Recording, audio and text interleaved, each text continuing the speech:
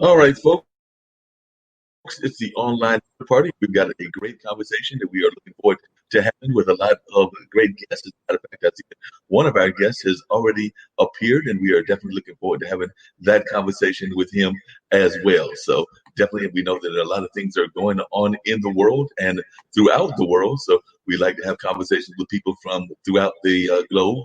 We are IBM.TV, and that means that we have listeners and watchers from around the world, places like India, Australia, South Africa, as well as China and a number of other places. So we do try to find people from around the world and things of that nature. So we're looking forward to having another great conversation. I know I'm expecting to have some friends that will be joining us as well that are dealing with issues around the handicapped and the disabled and things of that nature and far of rights that they are trying to put out there and things along that line. But right now, we're going to be joined in the studio by none other than Cal Gibson. Cal Gibson is running for office, and I'm interested to learn more about Cal and what Cal is all about. Because I know that Dean Geronimo, who I do my podcast with and who will be joining me later, has talked about him sharing that frat life with Cal. I actually did not opt to go that route. Nothing wrong with it. I had friends that pledged various fraternities and sororities when I was at Marquette, but I opted not to go the frat life. But I do know a lot of friends of mine that did, and they actually enjoyed that life and still enjoy having their fellowship with their fellows in those different communities. So right now we're joined in the studio by Cal. So Cal, I know that you're running for governor, and a lot of folks are probably like not even knowing that there is a brother running for governor over there in the fair state and everything. So tell folks about this and your involvement in politics and just a little bit about you. So just let's start off with learning who Cal Gibson is. Like I said, I learned about you through my good friend Dean Geronimo. You know him as J.W. Piercy. That's his government name and everything. But we call him Dean Geronimo on the show with Straight Talk with Marc and Dean, which is the podcast I do on Monday nights. And I know we're hoping to have you on that as well. But on this IBM.TV platform, and we'd love to have people from around the world. And we've actually got folks that are listening from different parts of the country, including around Florida and Georgia. So just tell us a little bit about yourself and how you got involved in community activism, for one. Okay, well, first of all, my name is Kyle Gibson. I am a lifelong Floridian of about 50 years now. December will be 51 years. All of my life, I've been here in Florida. Got interested in civic process in 1978 as a third grade student, Hartsfield Elementary in Tallahassee. Had a teacher who unfortunately recently passed last week, Ms. Hager. She forced us to take very active process in the civic process by doing current events. So every day we had to come in, you had to have your current event ready, and you never knew if you were going to be called to stand in the front of the class to read your current event.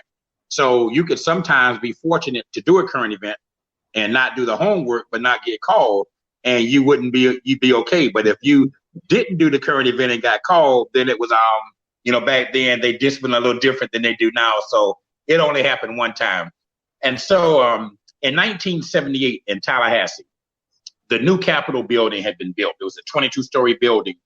And my school was one of the first groups of kids to get a chance to visit this new building. Now, of course, the Capitol, you could see it all around the skyline. So it was very intriguing that we had this tall building in our city. So we had a chance to visit there. The governor at that time name was Reuben Askew. He was on his way out, but he had a chance to occupy that building. Well, we were sitting there talking with Reuben Askew, and we're talking with a guide, and Reuben Askew walks by, and the guide says, "Does anybody know who that is?" I said, "That's Governor Reuben Askew." So he stops because he was interested to know, how would a young kid know who this is? We started talking, and he said, "How did you know who I am?" I told him, "Because I want to be governor of Florida one day." And he laughed about it. So we had that little talk that an adult gives a kid: stay out of trouble, do good in school, blase. Well, 20 plus years later, when I was in my master's program, Governor Askew, then not the governor, was teaching at Florida Atlantic University. I took his class and I sat in his class and I put the picture in the front of his desk. And when he came out, he looked at the picture for a long time and he says, "This is an old picture. I had all black hair then. His hair was all gray then." And it took him a few minutes, and he finally came to me and says, "Kyle, this is you in this picture, isn't it?" And I asked him, how did you figure that out? He says, well, I knew when this picture was taken. I looked around the classroom and I said, some of the kids in here are not old enough to have been taking a picture. I looked at some that said they were old then and they'd be much older now. And it came down to 3 people. But he says, I remember distinctly the conversation having with a young man that one day wanted to be governor of Florida. And so I took the class, finished it. That was about 1996. I filed to run for governor in 2011 for the 2014 race. And on that day, when I qualified, or when I filled out the paperwork, was the immediate past governor was being inaugurated. Mm-hmm. Well, I'm a pastor now, and we always do a prayer breakfast for the incoming governor. But all of the other governors come back. He walked over to me, put his hands on my shoulder, and said, Kyle, I'm still waiting to see your name on that ballot. And it surprised me that he still remembered that. The surprising thing was on that day, I had filed my paperwork. So I showed him, and he was the first person outside of my family that I shared, and he became the first person to sign my petition. And he shared with me then, he says, Kyle, I don't know how this is going to come out with you. I don't know what's going to happen. However, you've had this golden dream since you were a little boy. He said, if you only get 3 votes, you make sure you run all the way through this, because if you don't do it, it will gnaw at you. He told me at that time he had colleagues of his who withdrew from the governor's race, and they regret it 30 years later because they didn't go through the race. So unfortunately, I was not able to finish that race. I qualified, but prior to the qualifying board, right after the qualifying period, I had a series of events. My youngest brother, Christopher, was taken away in a car crash. Mm-hmm. And right after Christopher, both my mother and wife were diagnosed with cancer. I think like weeks apart. And then the final part of that was that my father had a stroke. So all this happened within weeks of time. And so, of course, that was a little more pressure than trying to campaign. So I withdrew in 2014, but I filed again in 2018. The 2018 race, I made it all the way to the end. There were 45 candidates that filed. 21 made it through qualifying. 8 made it to the general election after primaries. I received the 4th highest number of votes of the 8 for my first run, but I ran as an independent, still running as an independent. Out of the 5 independents who ran, I received the highest number of votes by more than 10,000 votes. So what I did was I immediately filed the day after the election to run again for 2022, and that's where we are now. Well, that's great, and I'm glad that you're still keeping that drive, keeping that thing going, trying to get your campaign going, trying to become the governor in 2022. That's amazing that you're trying to do that.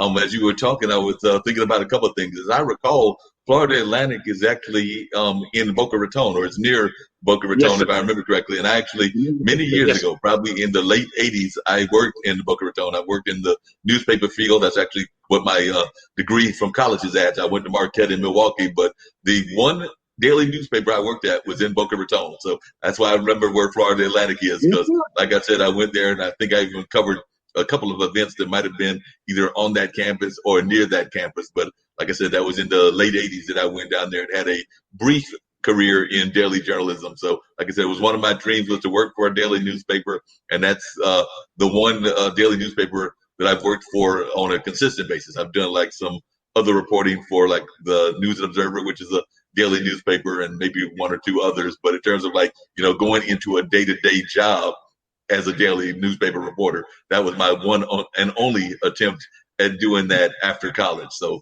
Boca Raton definitely means a lot to me in that area. So just hearing that you mentioned that is something that caught my ear. But I was just wondering from the political standpoint, well, a couple of things crossed my mind.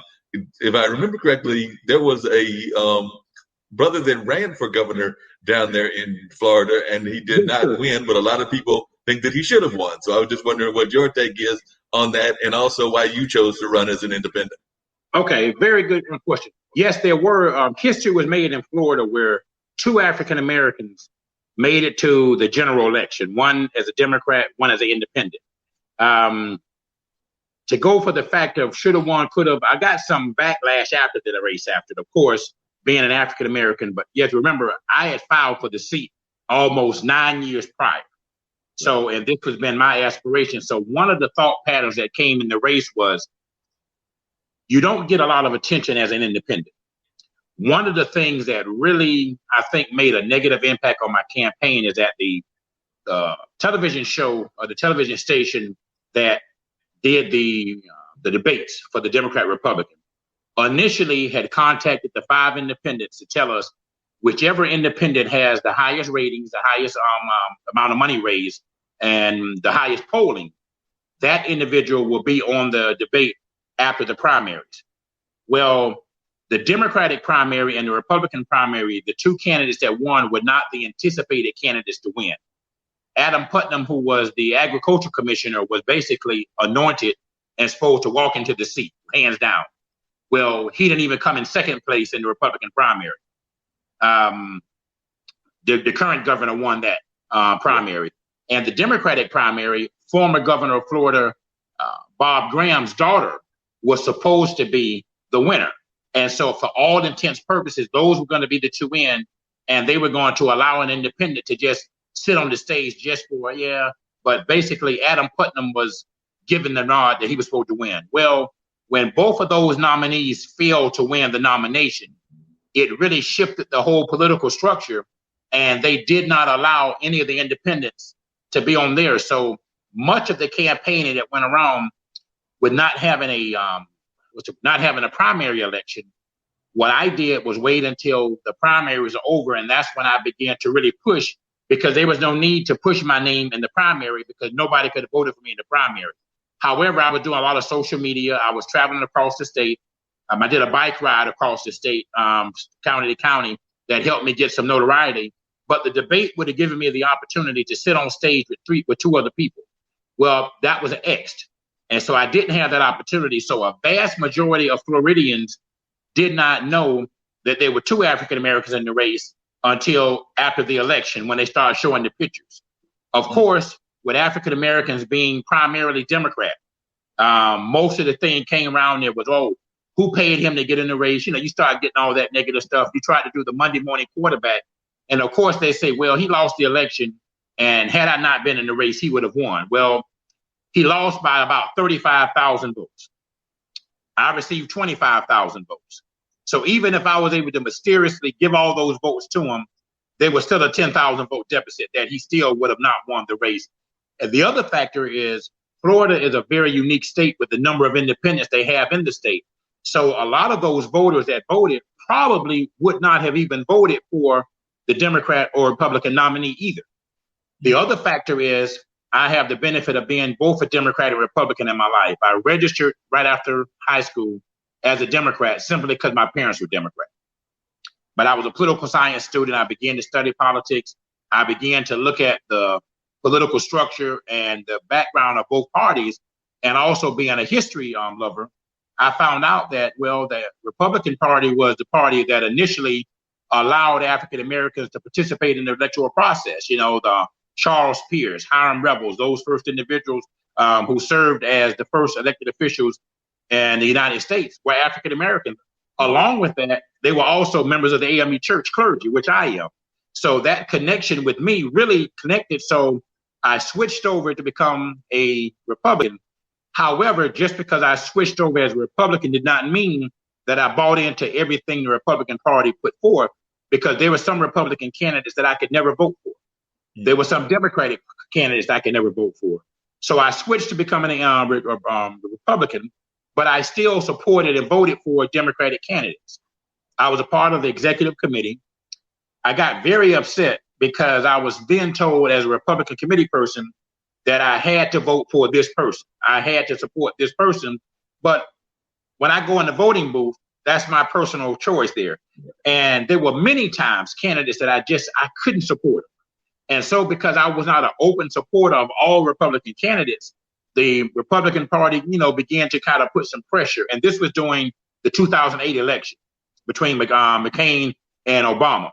Now, being an African-American, being at an African-American church, they wanted me to put posters and stuff on the church's property, which 98% of my members were Democrat. So I was like, no, I can't do that. No, I can't do that.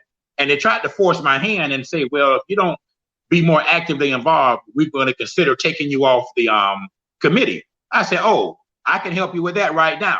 And I said, I quit. And I became an independent.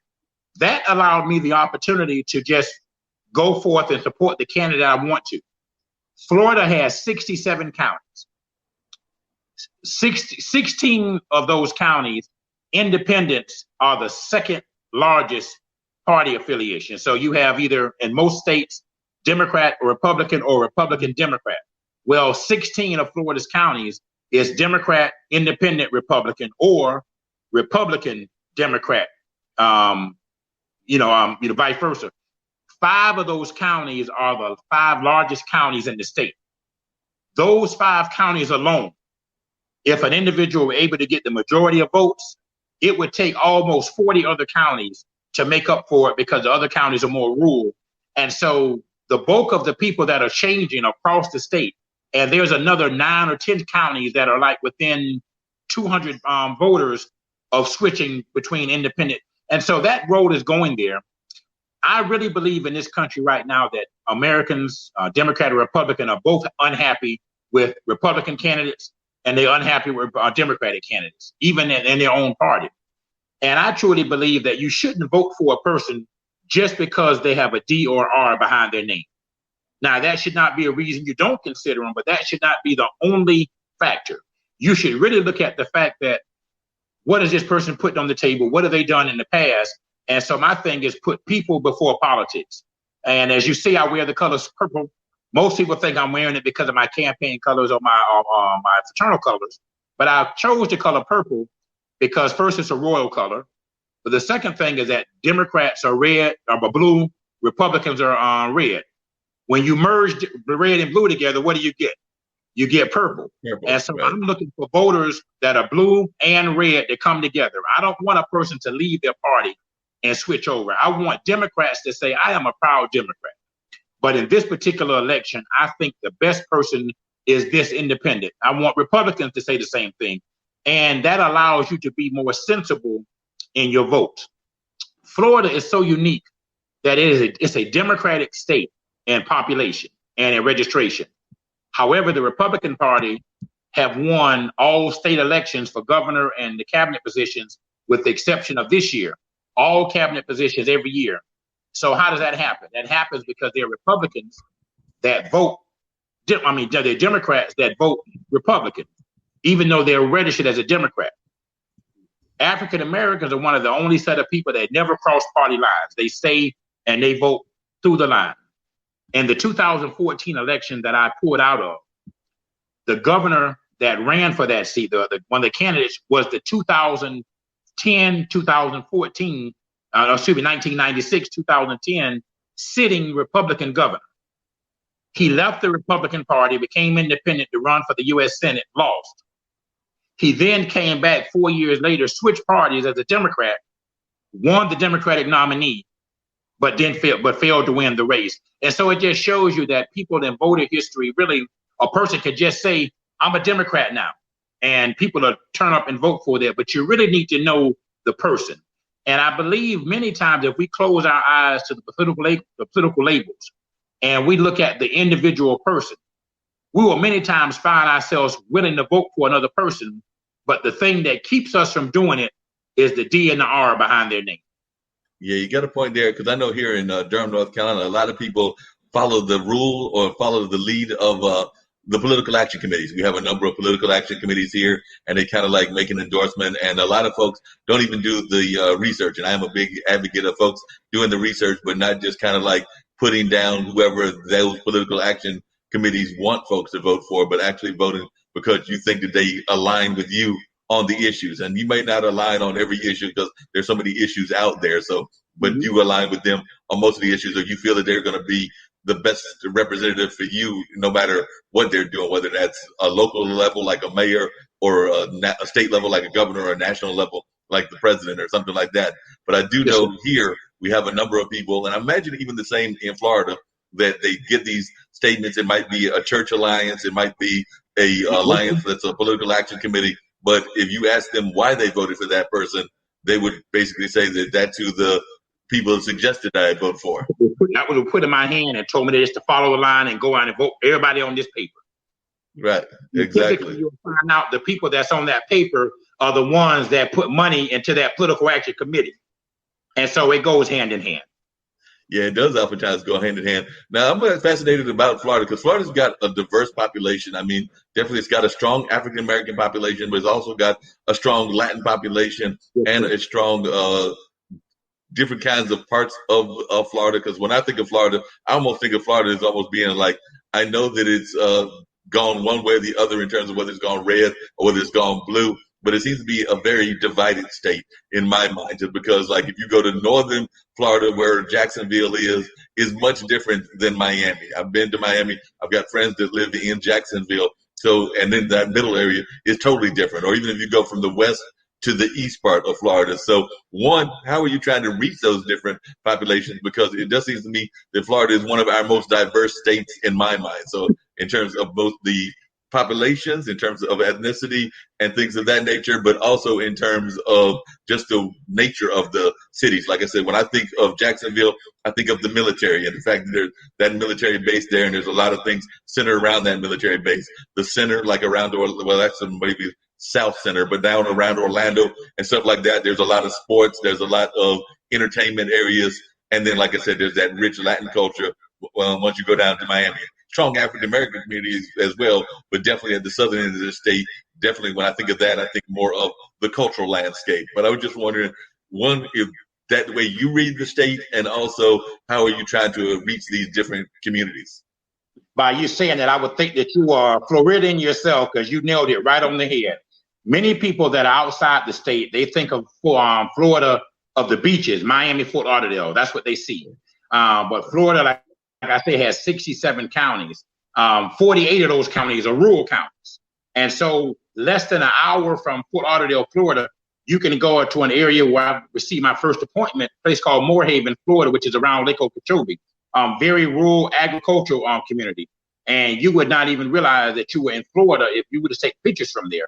Completely different. It's inland. It's not at the beach. It doesn't have the same water. It's mostly agricultural fishing community.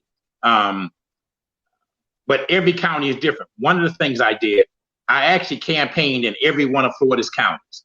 A lot of the candidates will only hit the big counties because of the population. But I understand and know from politics that even though a person may be a Democrat, but if they're in a small rural community and you come and spend time there, you come down to the fishing hut, you come down to the local shop, and they see you there at the Chamber of Commerce, the newspaper interviews you several times, you spend some of your campaign there, and they, you do your Facebook and all those things, even though they may be Democrat, they're looking at you and saying, this guy took the time to come here. The other guys didn't come here. So I did that with every single county. I was doing one of those things because I went through every single county in the state. So it allowed people to register to know. One of the unique things that I do with my campaign is every county, when I do printing, instead of using one printer and bulk printing, when I go to those small counties that may have one or two printing companies, well, I'll have that printing company and that particular county to print my stuff up. So when it goes to the people there, they're reading this was done by ABC Printing. So that lets them know that my campaign spent dollars in their community. The Chamber of Commerce, I come there, they be hotels that I probably wouldn't always stay at. They know that, hey, when he did his campaign, he didn't stay in the next county over and drive. He physically stayed here at our hotel. He ate restaurants there, and that goes a long way because those people remember that. They'll tell you then to put your signs up there. So if you're in the biggest restaurant there in the place, and they're coming in and they're seeing 300 or 400 people a day seeing a poster, Casey Gibson for governor, that name begins to resonate in them, and they understand that this guy has actually spent money. And it just takes the time. It's a very diverse. You have to go have your contacts in the Hispanic community, so you have to go there. For those events, it's really a situation. What I ended up doing, so I've been a pastor in the church for the last 20 years. You just mentioned Durham. If you're familiar with Reverend Michael Cousin, he's in Chapel Hill. Yes. Well, that was my father's ministry here in Fort Lauderdale. And so the AME Church has its own political network and history of political activism.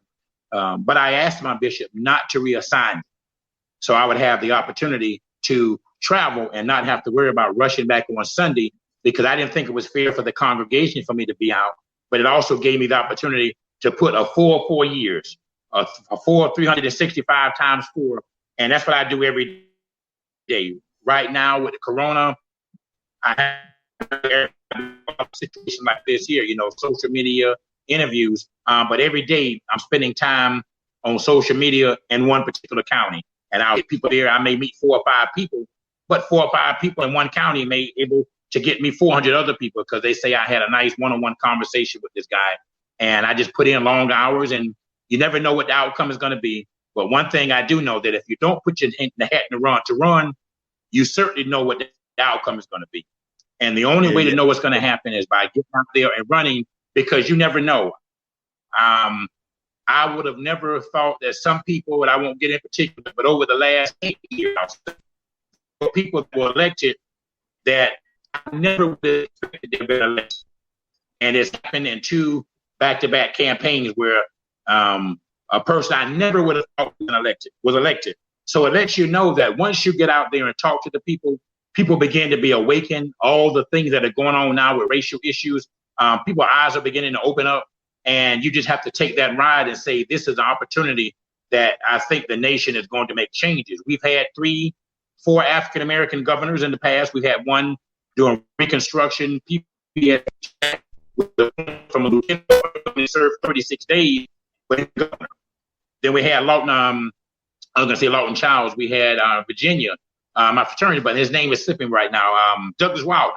Douglas Wilder was governor of Virginia, was elected lieutenant governor, and became governor in the state, the capital of the Confederacy. Who figures? And then after that, we had Patrick Duvall in Massachusetts. And then we had David Patterson, who was the lieutenant governor of New York. But after the governor had to resign, he moved up and he served 2 years as governor of New York. And so we've seen that happen. We've seen U.S. senators. We've seen presidents. And so I think the country knows that it's very possible, and African Americans have done well in those positions. And I think people are willing to give their vote if they're given an alternative. And I think as an independent running, it gives people the opportunity to see more than just the Democrat and the Republican. Yeah, we definitely need. And I was wondering about that, and I'm curious to see your thoughts on this.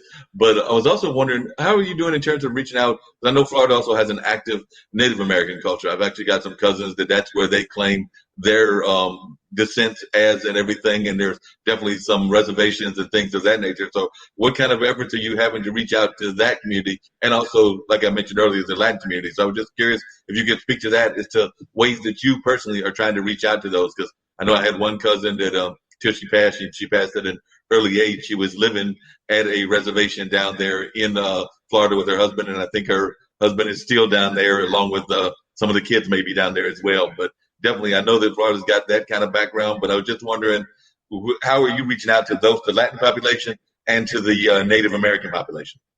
Well, being in South Florida, I'm right there in almost the capital of both. We have 2 of the largest reservations, the Miccosukee and the Seminole, that are right here, 45 minutes away from where I am. I've had the opportunity to visit those reservations. I've had a chance to talk to their leadership. They're very different of how they campaign. They don't campaign like the African American community, but what they do is they sit back and they're more patient and listen, but having the opportunity to find out what they're called, what interest is to them, and not going in and saying, this is what I want to do for you, to go in and say, hey, listen, I really don't know much about your culture. So tell me, what is it that you would like to have done in the state of Florida? And listen to them and being honest and saying to them that, well, that's something I've never thought about. But many times people just want to know that you're willing to at least listen, because we may not agree on every single issue. And if you know up front that, well, that's something I'm not going to support, it does not mean that I won't support you in the future. It just simply means I know I'm going to waste my time on that particular subject.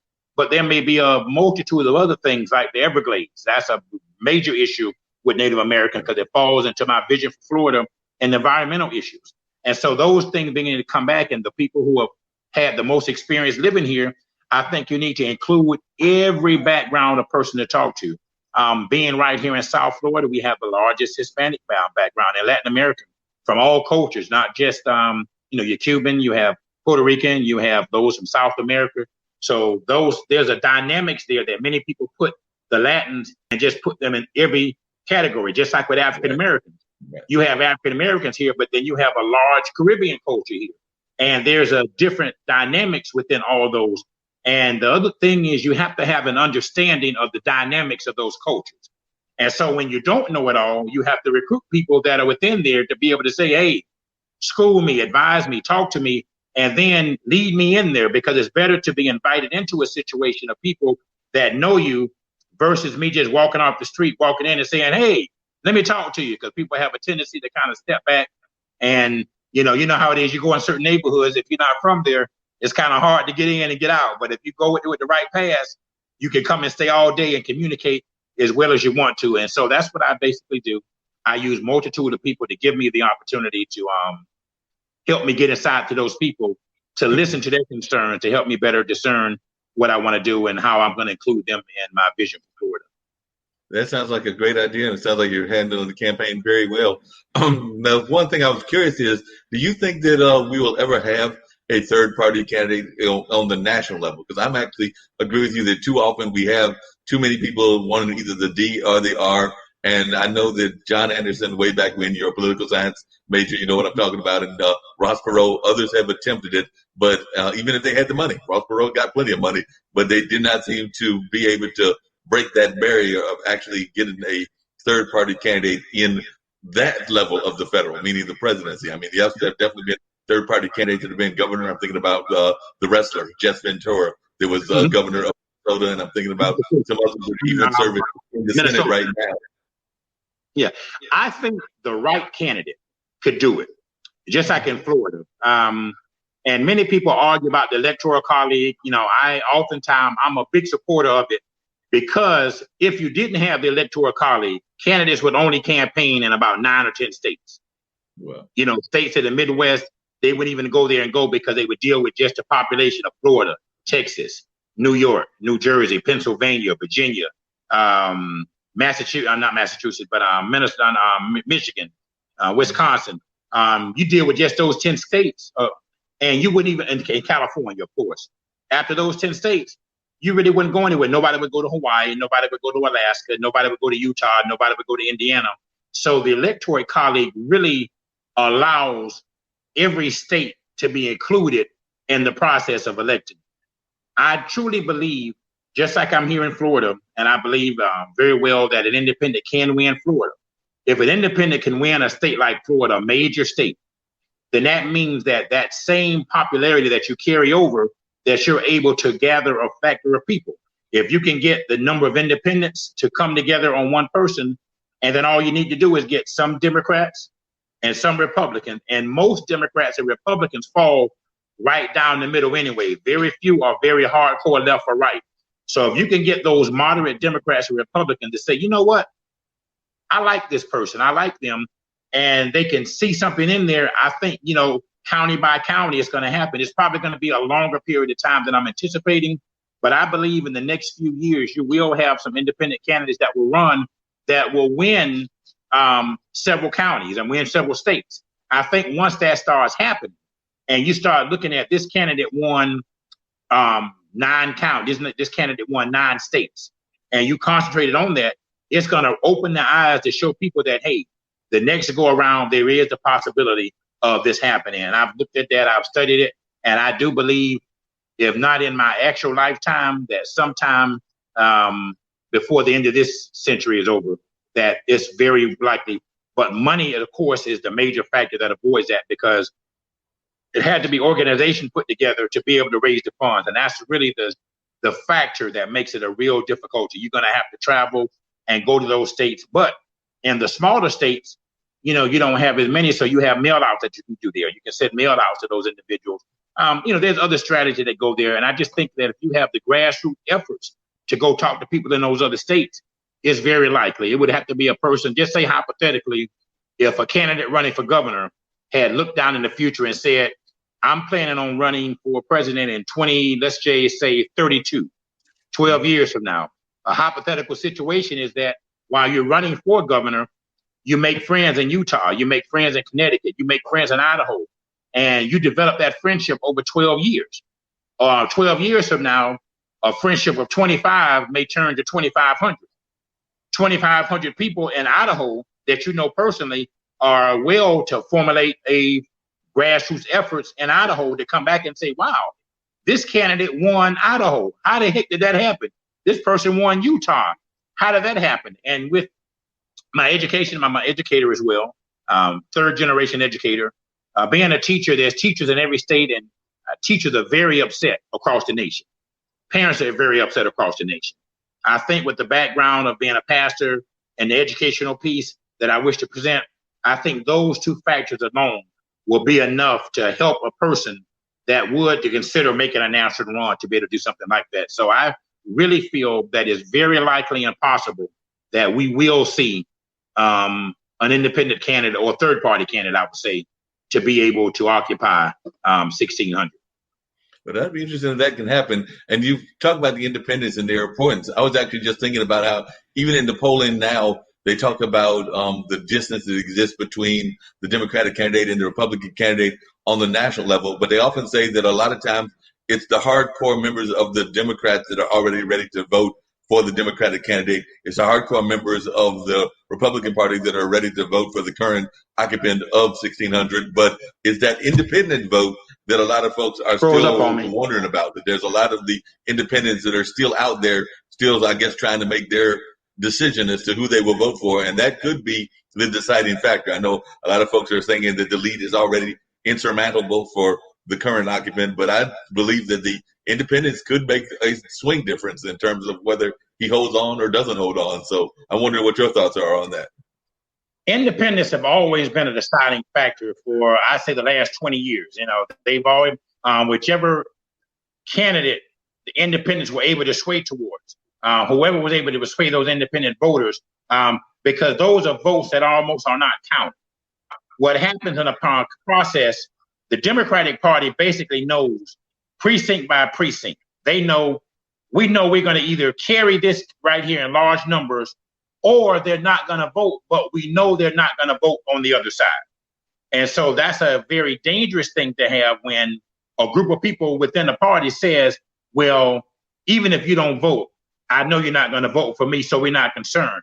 And then you have another party that says this, I don't even have to campaign in that neighborhood because I know they're not going to vote for us. So they don't even take the time to campaign with you. So you have a lot of people that are just out there motionlessly and, you know, ineffortlessly. So they haven't even an approach. I believe that as a people, whether it's African American, white, independent, Native American, that both parties should come and ask you for your vote. Both parties should come with a game plan to say, this is why we want your party. And if both parties were to do that, if the amount of people that vote, African American voters, would have switched votes off every other year, this year we voting Democrat, this year we voting Republican, our vote would not be predictable. And when your vote becomes predictable, it becomes easy to detect how you're going to vote. Independents are not predictable. Certain aspects of the Democratic Party are not predictable because even though they're registered Democrat, they're still voting across party lines on many occasions. And so the strategy comes, if you live in a county in which 80% of the people are Democrat, but you happen to be registered as Republican, well, you really don't have a part in the process because that election is done in the primary. So what needs to happen is that even though you're not buying into the philosophy of the party, you may have to say, let us 50% of us change and become the opposite party during the primaries. So now you're able to what? Impact that. And that happens all the time with every other ethnic group, with the exception of African Americans, because we hold the line Democrats. One thing that happened in the 2014 election, there was a young man who ran for agriculture commissioner. He ran 4 years earlier as an independent. He did fairly well. He switched to become a Democrat. He did not get Democratic opposition in the primary. So he essentially was the Democratic nominee the same year the former Republican Democratic, now governor, ran. When the brother ran, this was an African-American gentleman that ran, Thaddeus Hamilton. When he ran, as you said, the cards that they give everybody for the Democratic Party comes out and says, vote Democrat. And they hand these cards out. they did not put the brother's name on any one of the placards. And he received over 2 million votes just on his own. Had his name been on that ballot, both he and probably the Democratic nominee for governor would have won, because people would have recognized, hey, there's somebody that looks like me that's running. But the fact that they didn't put his name on any of those papers, and unfortunately, too many people depend on that piece of paper to vote versus going down and researching the candidate. And so running 4 years ahead gives me the opportunity to give people the opportunity to research me. In fact, what I tell everybody that I run against, that I meet, I'll tell them, I want you to go to my website. I want you to study me, but I also want you to watch every candidate that runs after me. I want you to read about them. I want you to study about them. And I may not be the candidate that you choose, but I would like you to be an educated voter to say, the reason I voted for or didn't vote for candidate A is because of this. Not to say I voted for them because of their color of their skin. I voted for them because of their political party. I voted for them because my cousin said voted for them. You need to vote because you know why you're voting for that person. That makes a lot of sense. I was also wondering, what are your thoughts, Kyle, about mail-in voting? Because I know that that's become an issue. It's been an issue in the past in Florida. I mean, a lot of folks even think that a certain president won his office because of certain things that were happening in past voting and chads and things of that nature. But I was just wondering, what are your thoughts on the mail-in voting? I know there's a number of folks that are concerned about mail-in voting because they're afraid that it's going to be too much corruption in the mail-in voting process. So I was wondering, what are your thoughts on mail-in voting? Would you back it in Florida? Do you think that y'all will have to have a significant amount of mail-in voting even in this upcoming election? Because we know that's just around the corner. Under normal situations, people don't really bother with mail-in ballots. But when it happens, there's a chain of evidence that comes around here. You get it at your house, you put it in your mailbox, and you mail it back off. Now, of course, the Postal Service is supposed to be a trusted service, but hypothetical situation. You have a political operative of the opposite party that's working for the post office. So that person knows that I live in a zip code area in which 95% of the people are of my opposite party. So if I have 5,000 people that are in my mail zone, and all of those 5,000 people are turning in mail-in ballots, if I just decide not to turn them in, hypothetical situation, there is no way to prove that the post person took it because there's no stamp. What I think should happen with the COVID and everything there is you can request a mail-in ballot. Right. However, when it comes down to voting, like early voting, there's a line that in Florida they have there, you carry it in and you drop it into the box yourself. So you can have the time at home to fill it out. And that works better because when you do it at home, you got 2 or 3 days that you can look over the ballot. You got a chance to look at every name. You got a chance to look at the judges, the issues, and go through every name at your home, fill in the ballot, look at to make sure you did everything correctly. But instead of mailing it in, physically take it to the location, which you can do during early voting or election day. Make sure you hold on to it and don't lose it, because if you lose it, it's going to become a problem. But I think that it opens up too many doors for opportunity that when you mail in several hundreds more. The other thing is you got to be prepared for it. Look at the state of New York right now. They're talking, there's been weeks after that election, but they're still counting the mail-ins because they did not properly prepare to have the number of people hired on to do that. So if you're going to do that, you have to make certain that you hire the people on now so you can run the machines. So in the same period of time, when elections end by 11 o'clock, 12 o'clock minimum on election night, those results are done. When you wait weeks after the election, all kind of thoughts goes through people's mind. Okay, oh, are they taking ballots? Are they taking things? It's just too many other factors there. And I think the best thing to do is ask for the mail-in ballot, but instead of mailing it in, turn it in yourself. Yeah, that makes a lot of sense. Just turn it in yourself and have that kind of control your own self that you can do that. So that makes a whole lot of more sense that we can have that go on. But it's going to be really fascinating to see how that plays out.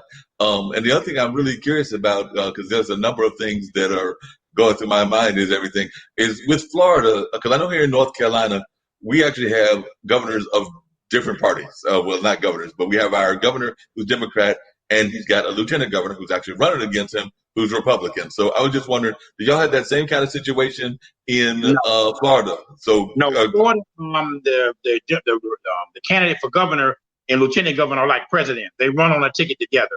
Now, one of the unique things that I did, my choice this time again, a young lady by the name of Ellen Wise.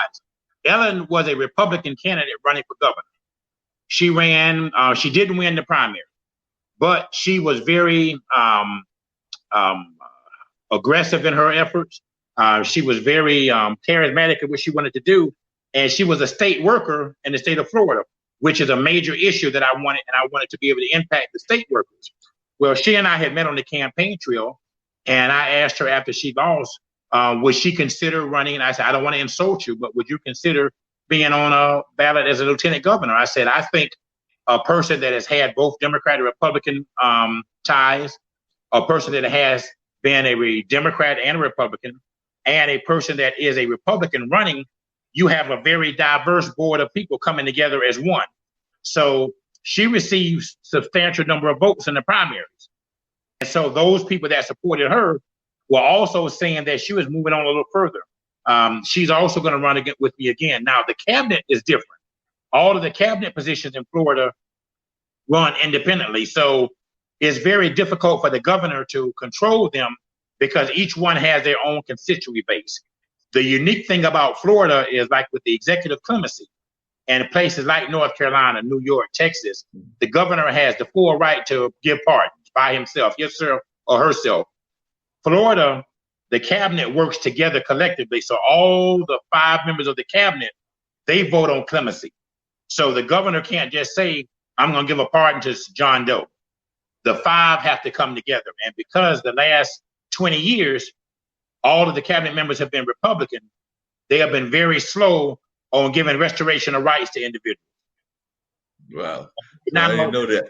What's one of the things, and I want to bring in, I've got another guest, and I want to bring them as well, and I know their whole concern is around issues of disability and things of that nature. So I do want to say hello to Liz Pritchard, and everything. But I'm having a conversation right now with Kyle Gibson. So one of the things I was curious about, Kyle, is a couple of things. One, what are some of the things that shocked you when you were running and even studying politics?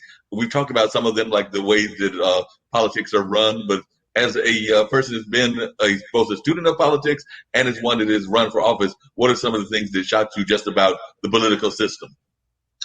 One of the things that shocked me is that you can't always make the assumption that people aren't going to vote for you. I won't call this county's name, but there's a particular county in Florida that has a ugly history of racism. And so I was told by many people, don't even waste your time going there, man. You're not going to get any votes. Don't waste your time. And I prayed about it, and I said, you know what? I'm going to go over there anyway. Well, that happened to be one of the counties that I received the third highest number of votes in. And people are funny. They may have their viewpoints, but when you meet people face to face, when you talk to people and they see you, they're able to talk to you as a person, and they see you took the time to come to my county. In the voting booths, people show you different things versus what people say about it. And so I looked at that and said, you know what? Had I spent more time in that particular county, there's a chance I probably would have been greater there. And so that's one of the areas that I've started going there now. And I'm talking about households that have rebel flags that are flying in the yard, but people walk by and see me when I come in town, and I'll stop by there, and it's almost like going into Cheers. Hey, Kyle! And people are looking like, how the heck did that happen? So those kind of things surprised me because I really thought some people would never consider voting for me. And so it lets you know that you really can't assume. You have to go after every voter and go after it aggressively and just say, hey, let's see what happens in the end. Definitely. Liz, I wanted to bring you in, and Kyle, I definitely want you to stay in the conversation. I definitely want to learn more about some of your own platforms, but I did want to bring Liz into the conversation.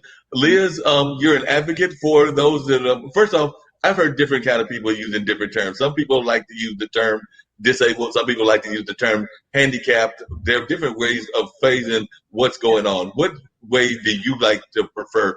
Like I said, I've heard everybody say everything from the disabled to the handicapped. Do you have a preference for how you like to be addressed when folks are saying that? Right. Well, I'm autistic and I have mental health conditions. I'm a big believer in the power of diversity. So I like neurodiversity. I think it's the intent that goes behind the word that counts. Like a disabled person, differently abled. I think the main focus should be that despite the labels, everyone deserves a chance. It's like honor the label, see it, but also don't limit someone or put them in a box because they have a label.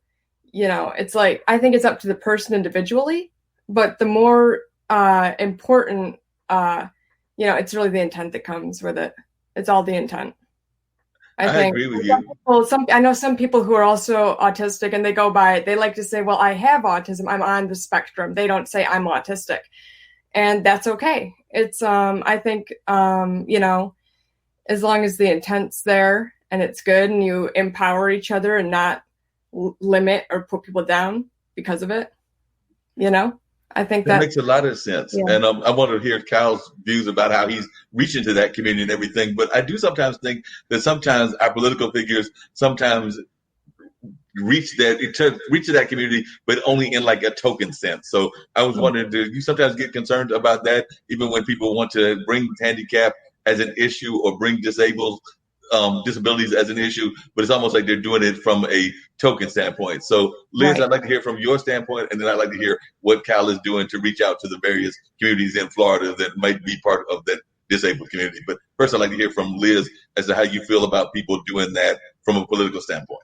Right. I think it's really, really critical to get rid of the negative stigma that surrounds these labels, first and foremost. I think that, it can really, really be overwhelmingly limiting when people in power place these barriers. But the good thing is that we have the potential within us to break them down as a collective group or the disabled community. Differently able, however you want to word it, autistic, neurodiverse. I think there's power in diversity. A lot of people in power, at least from my perspective with our current political situation, it's more divisive now. It's very, very dangerous. It's a very dangerous time, especially in the pandemic. Disabled people are being treated less than human. Our needs aren't coming first or even equal by any means, especially with everything else going on. And all these movements taking place. I think what really needs to happen is to give everyone a chance. That's going to take time and work. It's going to take a lot of work. It's the 30th anniversary of the Americans with Disabilities Act this year. And we've come a long way, but we still got way more work to do. And I think that comes from conversation. See, I don't know. I think Anna will be joining us in a little bit, Anna Packman. Right. We made this huge submission. We entered a film into the Easter Seals Disability Film Challenge. And it's a film competition that takes place once a year, right? And it's about empowering each other, looking at our different perspectives, how we live with these diverse labels and disabilities conditions. And it's how we turn it into a superpower, turn it into something creative that connects. I think we need to share more honest dialogue straight from the source, not have neurotypicals or non-disabled people speak for disabled people. I think straight from the source, like any marginalized group, LGBT, any identity, race, disability, sexual orientation, whatever. I think it has to come straight from the source, and you have to not have someone who isn't a part of that culture speak for it. You have to we have to connect together as a group and get that together. That's my nutshell of it. But No, I agree with you, and that makes a lot of sense and everything that we have to have that kind of conversation. Because I've even had when people have talked about the mask, and I've known I definitely try to go out and wear the mask when I go out, but I do know that I've run across some folks that have said that they could not wear the mask, and a lot of times it was because of not just their rights. There are folks that didn't want to wear the mask because they felt it was infringing on their rights. But I do know some people that because of certain health concerns, they couldn't wear the mask, whether that was, I think, some asthmatics that can't wear it, and there's some other people that can't wear the mask. And we have to have an understanding of that, even some of the corporations and some of the businesses, that these are folks that are not always trying to be defiant. Sometimes it is a true health concern that they cannot wear the mask, and they have to do other things to protect themselves. Right. Absolutely. Cal, and we are going to wait for the other guests to come in and everything. But how are you reaching out to those that are part of the disability community and those that are facing things of that nature? So you're running for governor in Florida in 2022. How are you reaching out into these communities? Well, one thing it was amazing you just mentioned that. I'm a scuba diver. I haven't actively scuba dived in years, but recently have gotten back involved and want to be a diver to become a certified instructor to teach scuba diving. While going through that initial process, one of my pastor friends, the Reverend E.J. Parker, he asked me, he says, Kyle, is it possible for a person that scuba dives to be handicapped and dive? I said, yeah. I said, I've heard of it. And I began to research. So there's an organization called the Handicapped Scuba Association and Divers International. I can't think of the second one, but the Handicapped Scuba Association is a national organization in which they certify individuals to teach individuals that have limitations, whether it's fully in a chair, they have mechanisms that they put the entire chair in the water and they have wings that are on there. I mean, it's an amazing process that gives them the opportunity to still learn there. And what that does is an area to show that there's nothing that you can't do. There's some difficulty, there's some challenges. It's not going to be as easy. But if you can see a person pose a picture and say, hey, guess what you did this weekend? I played basketball. Okay, we know about basketball teams. I did ice hockey. Oh, we know about that. But you tell somebody, yeah, I went scuba diving. They're going to look at your person and be like, how'd you go scuba diving? Well, there's an association. And so I just this week have been in touch with an individual because one of the trainers is in Philadelphia, but he actually lives here in Fort Lauderdale. He goes back and forth between diving. That's just one aspect of that. I've been involved in the Handicap Olympics in the past when I was a Boy Scout in one of my churches that I pastored in D-Land. They were actively participating in those programs. And so they were programs that prior to that I wasn't involved with because I didn't know anybody. But it took the church that I pastored in D-Land, Bethel AME Church. It took being a member of that congregation to allow me to get involved in there. And really, when you start doing it, I played basketball with them. Of course, I went out there walking. They were like, nah, man, you got to get your chair. I was like, oh, all right. So, of course, I got beat to death out of there and everything. And I realized that what they did there was not easy. But it showed that no matter what happens in life, there's too many factors that show people have done many things after that. It may make it challenging, but those are some of the things that I've actively done, as I say, as an active scuba diver. That's something that I'm in the process of doing now to be able to be trained there. So not only teaching inner city kids to dive, but go over to people with other disabilities that have, limitations to give them that opportunity to say, hey, this is something that just because of an accident or whatever happened doesn't mean that everything you want to do in this world is over. Yeah, that makes sense. Liz, what are some of the things that you find people have in terms of like typical stereotypes of the handicap? Because I think that there's too many existing stereotypes that folks have. So I just want to know if you could share what some of those stereotypes were and some of the ways that you try to counter those stereotypes. Right. I think the most prominent stigma or stereotype I've experienced firsthand was the less capable stereotype. Where, like you were saying, Kyle, just because you may have, these barriers, it doesn't mean you can't overcome them. I think your greatest challenge can also be your greatest gift. And a lot of it was attributed to doing things I didn't feel like doing and working a lot harder than I thought I ever would, but it was worth it. For example, I had a lot of challenges with processing, reading comprehension. I have hyperlexia, which is it's like a splinter skill, right? So I learned how to read by age 3. I could read at college level. However, I could memorize and visualize information lightning speed effectively, but I could not really grasp the comprehension or meaning behind the words I was reading. So I would recite them, but not know what they meant per se. So this led to a lot of challenges in school. And I had to work really, really hard and learn to color code and bold and study over and over because repetition's key for a lot of autistic people. I can't speak for everyone on the spectrum, but I wasn't diagnosed till I was 15.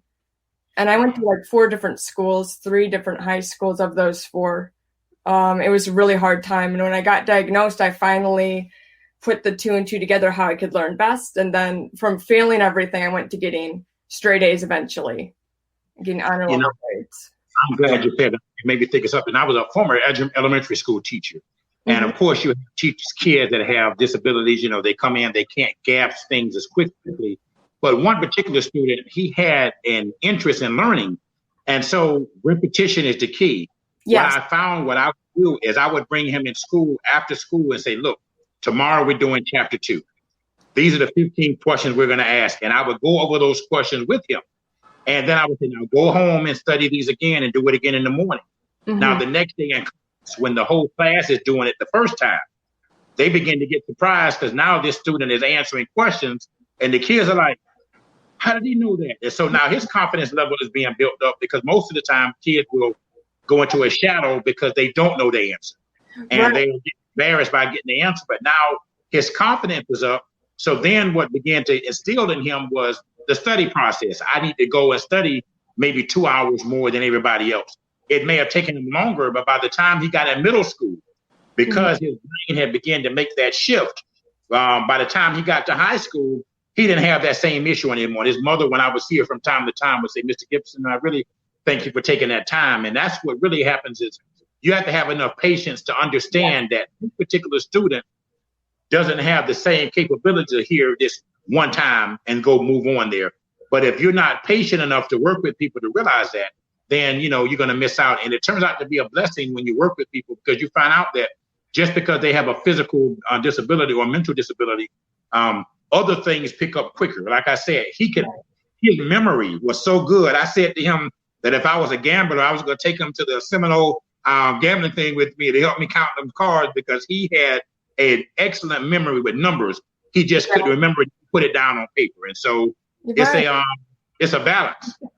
Yeah, you're very much right about that. I just want to share this with Liz, and I've brought Anna into the conversation as well and everything. But you're not the only one that was diagnosed at a late age. I actually do not drive. I've talked about it on this show, both the one that we're doing now as well as other shows that I've been part of. One that Cal will be on this coming Monday, which is our regular audio podcast that I do with my buddy Dean. But I did not learn to drive, and it wasn't until I was, I think, in either my late 20s or early 30s that they discovered that I had dysgraphia, which is a form of dyslexia. So, like I said, it was much later in my life that was diagnosed, and it was actually diagnosed in where people would usually associate as things being diagnosed. It was actually diagnosed through the Goodwill program. So, like I said, I went to Goodwill and they did some testing, and when they did the testing, that's when they found out that I was on that scale of dyslexia in terms of dysgraphia, which, like I said, that means that if you ask me to drive somewhere and turn left or right, it might take me a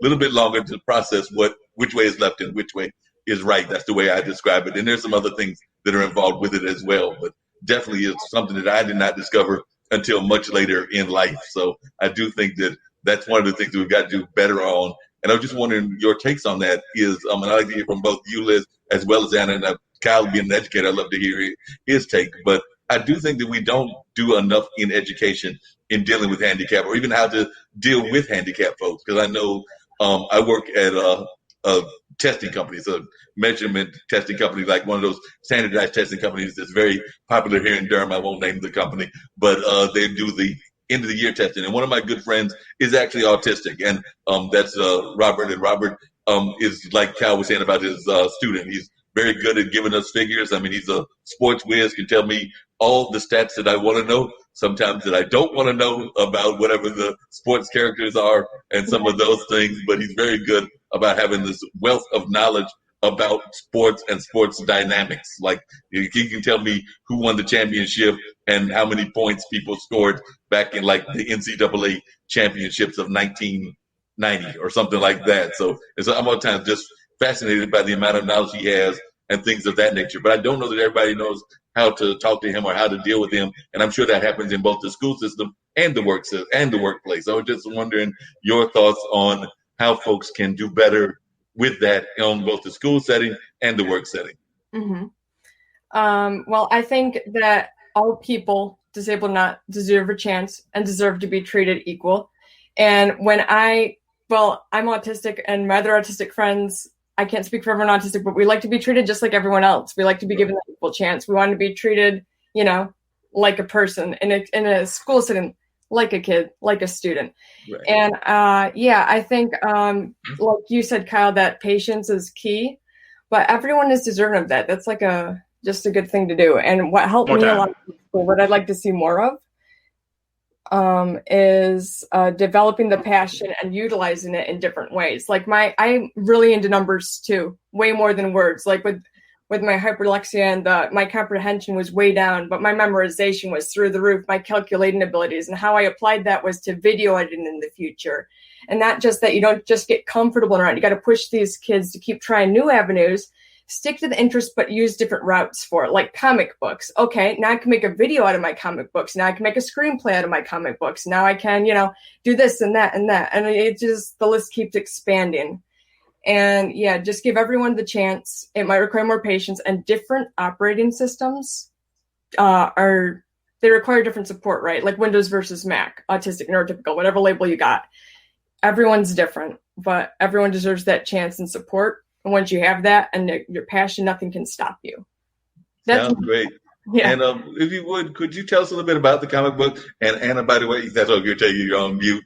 But I'd love to know about the comic, and I'd also love to hear from Anna about the film project. But I'd love to hear about your comics. I've actually got a friend of mine that has films that try to cover different types of people. She was feeling that there weren't enough African Americans, there weren't enough Latin people, there weren't enough of the different ethnicities or even the different orientations. So she created Ace of Comics. So that's a friend of mine that I've known that has done Ace of Comics. But I'd like to hear about your comics. Yeah, my comics, they're all based on my life. At first, it started just about autism, right? And actually, I started the original autism comic 10 years ago when I was in 10th grade, which I talk a little bit about in me and Anna's film. So it was the fourth school I've been to, and I had this revelation, like, what if I draw a comic about what it's like for me being on the spectrum, autistic? I showed it to some of my peers and teachers, and that was actually the turning point in my creative career and advocacy, because that gave me confidence. The reactions were very positive, which I was not expecting to be positive, and they understood me more as a result. My current comic book series is called Paper Bag Comic, and you can find it on Facebook, Instagram, Twitter, YouTube even. It's about learning to love all of yourself and your flaws.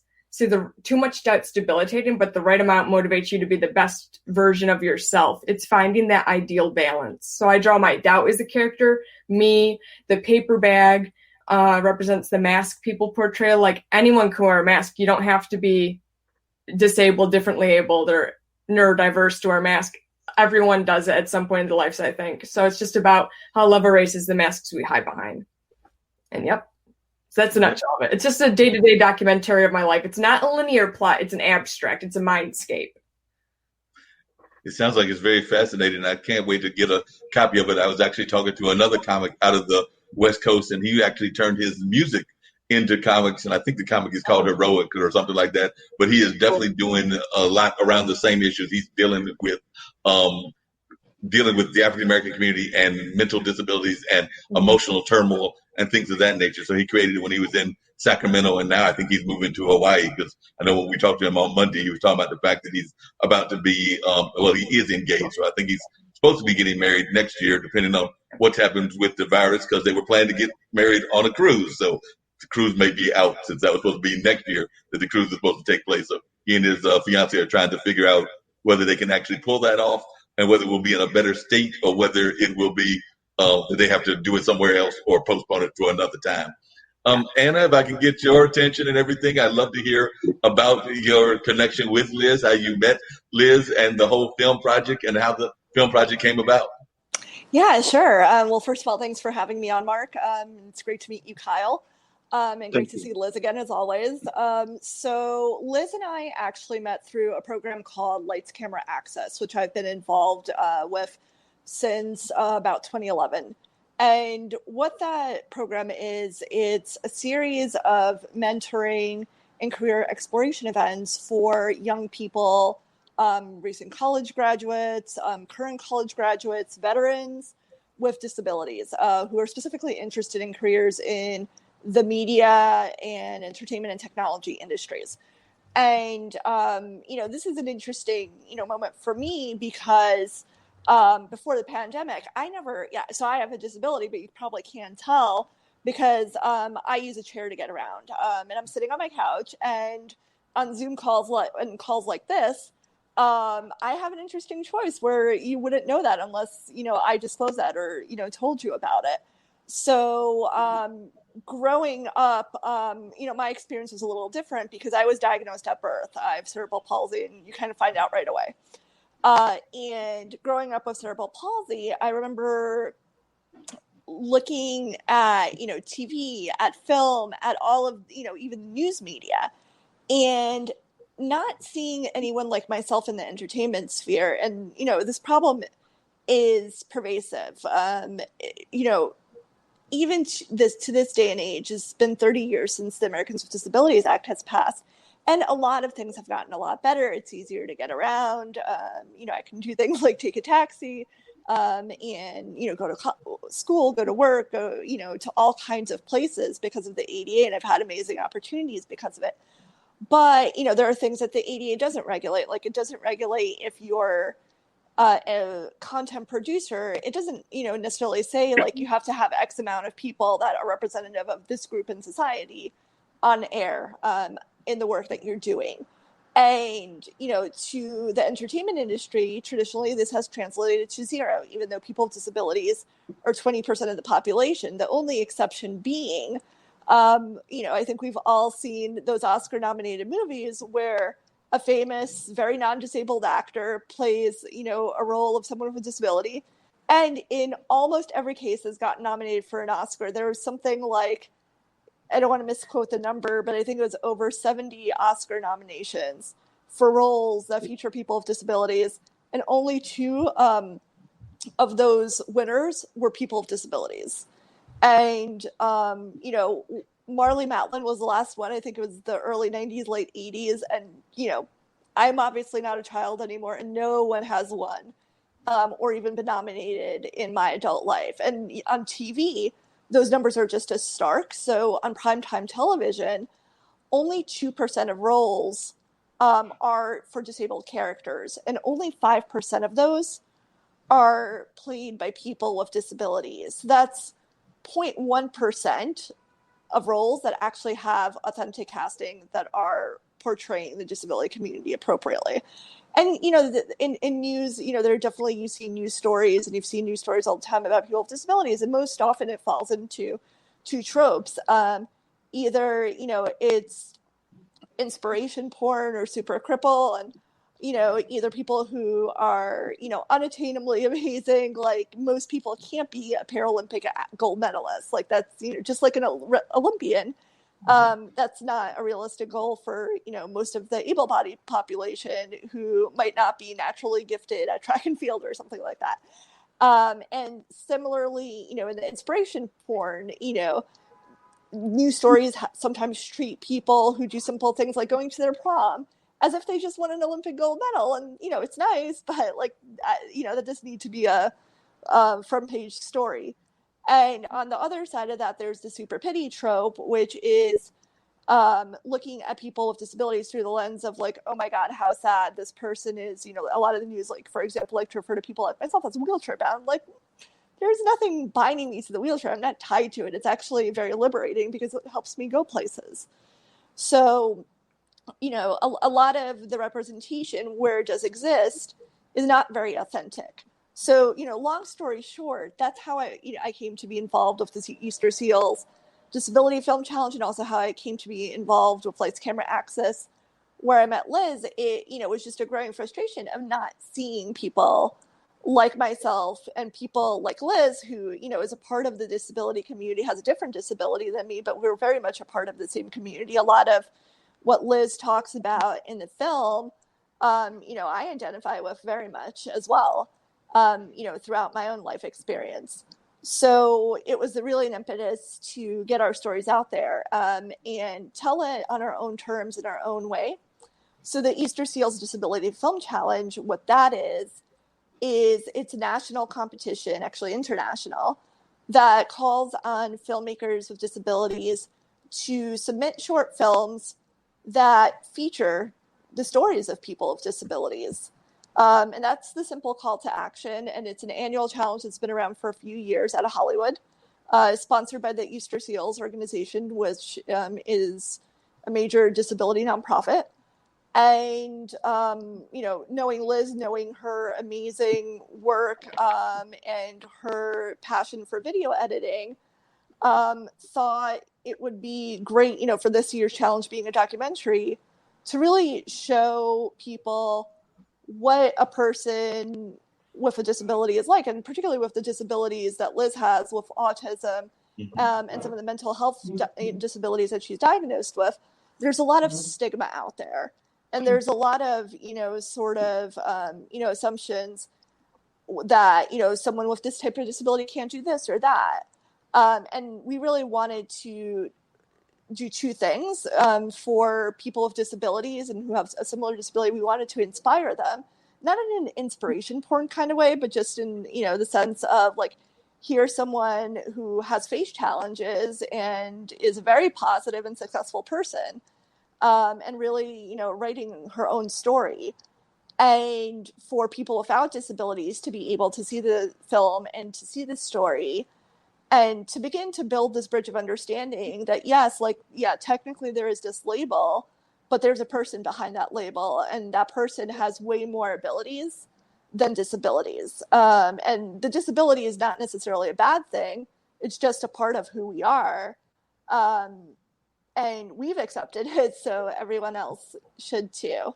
Yeah, I'm just wondering, do you ever get concerned? And there's Kyle. Do you ever get concerned about what I call the disability of the month kind of club or things of that nature? Because sometimes we see certain disabilities, and you actually have one of those that is kind of put at the forefront. Everybody expects the MS drives and the MS telethons and the cerebral palsy telethons and things of that nature. So then they kind of like get thrown into the public limelight during that time, and then they kind of disappear from the mainstream media and all the rest of the media until it's time for that telethon again, because they have popular figures attached to them. So I was just wondering, do you ever worry about that? It becomes too much of like, not so much oversaturated, but it becomes too much of a trendy kind of thing, and that people aren't doing as much research and work as they could be doing just because they're kind of caught up in that moment.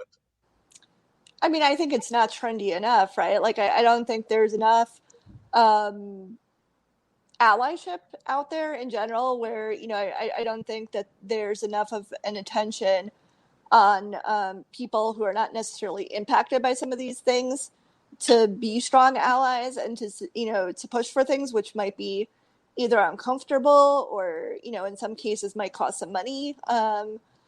To, say things like, hey, like, we really need to make stores accessible. We really need to make public transit accessible. We need to make our sidewalks accessible. Even if it doesn't, impact me personally, we need to do those things. And, in the workplace too, even if someone might not initially, understand how a person with disability might be able to do measurably, like in my own situation, like I've been disabled my whole life.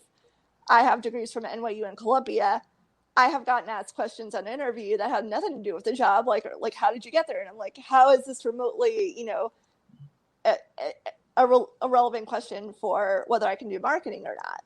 So, right. I think people, both in explicit and implicit ways, I think having more attention on these things definitely helps keep it top of mind.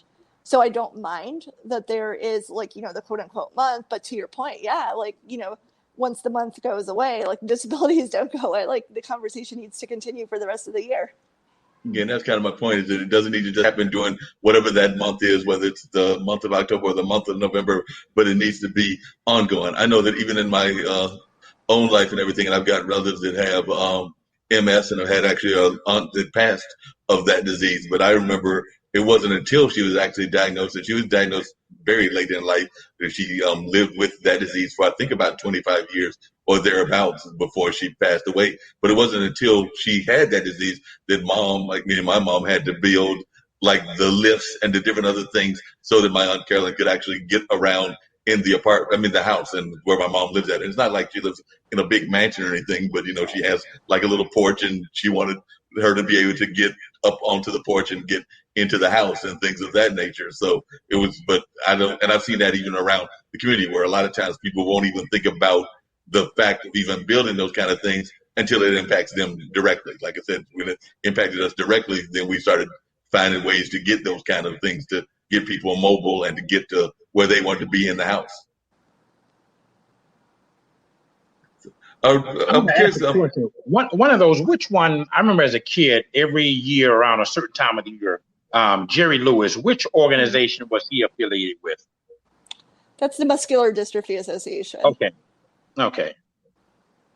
And how do do y'all they feeling in still have terms of that like, do you think, telethon? I'm sorry, what were you saying, Cal? Do they still have that telethon? I know they used to have it like for a weekend or several days. Are they still doing that? And I I asked honestly am because not now aware. during that time, we only had 3 channels, so you couldn't help but to miss ABC, CBS, or NBC. Now they have so many other cable stations you don't know, and that's just something that I really, unaware of. And I'm not sure myself either. I was wondering for all of you, including you, Kyle, and everything, there's a major candidate that is definitely said they're going to pick a woman to be vice president. One of those candidates, who's actually the one that I think should get it, is a handicapped candidate. And I was wondering, or a disabled candidate. I think that they're a strong candidate based on their issues and some of the things that they are proposing, not just because they're in the wheelchair based on their military service. But I was wondering, where are your thoughts? Do you think that that will raise awareness if he chooses to pick Tammy Duckworth? And would that be somebody that you would back and everything?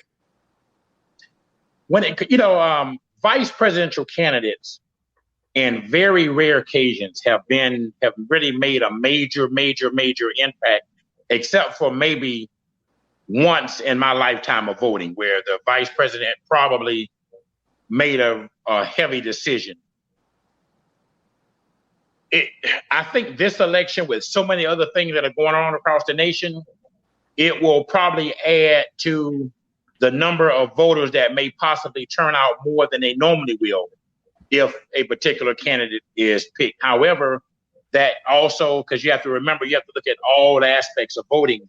But that decision is always, it's the person who they want to have there. Very rarely does a president pick a very strong candidate because they really don't want to have that on there. So vice presidential picks, even though they have the debates, in my study in politics, haven't really majorly impacted a race there. Of course, picking the wrong person can certainly damage your campaign. But if you pick a person middle of the ground fair, I think whoever is selected would be, and I try to say this carefully, being an independent, but be a major change to the current administration. Now, that's the nicest way I can say that. And how do you feel about candidates that try to reach out to your community as part of like being part of the political landscape and things of that nature? Is that something that you think that they need to do more of, even in terms of paying attention to the issues? Like I said, you said ADA is celebrating, I believe, its 30th year, and I don't know that there are enough buildings even in our current area. I know that there's even apartments that are going up where I live here in Durham that I don't think are ADA compliant and things of that nature. So I do know that there are a number of places that they're still hard to get around, even though we're in the year 2020. Yeah, for sure. I think that the more that, candidates are thinking about it, the more they do outreach and, not just there for the photo op, like really what we need are, yes, like we want to be included in campaigns. Absolutely. It's incredibly important. Because so often, just like with, the issue of media, like the issue of media is actually much more than just about the media and about entertainment and what we do for fun. It informs the way that people see other people. And so that's why, for me, the particular area of advocacy that I focused on is representation in the media, because I think it drives so many other things. And so, yeah, if they're not thinking about people with disabilities as an important constituency from the ground up, then the policies that follow are not going to include us. So, yeah, it's incredibly important. And I think also after the election. So hopefully, the candidate that we've been talking about and whoever he chooses as the vice president will win. I think that would benefit so many people in this country and would be such a welcome change. But, I think it's what I at least personally want to see is more than talk on the campaign trail. Like, how is that going to be put into action? And speaking of Senator Duckworth, one thing that she's done in terms of legislation that she's pushed forth and has been brought into law in her current role, which I'm super thankful for, being a wheelchair user, is holding the airlines accountable for all the wheelchairs that they break, because our devices cost thousands of dollars. The idea that insurance companies are out there like completely funding this is a complete misnomer. A lot of this stuff, is either purchased or subsidized out of pocket. It's thousands of dollars.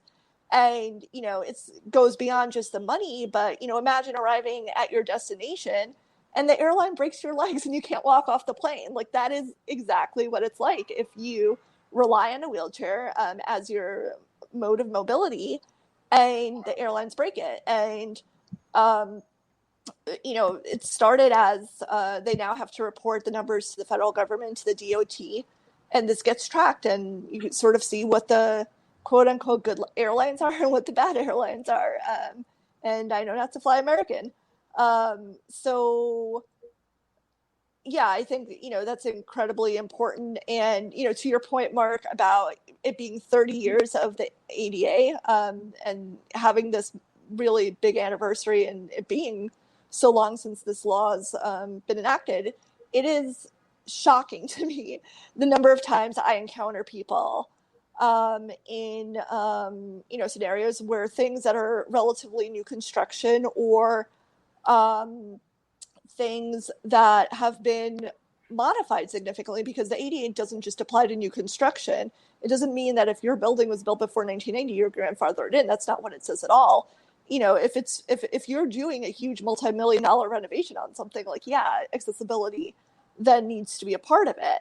If you're a mom and pop and you have a 100-year-old building and you haven't, changed anything to it, then no, you're not expected to have the same level of compliance as a multi-million-dollar corporation.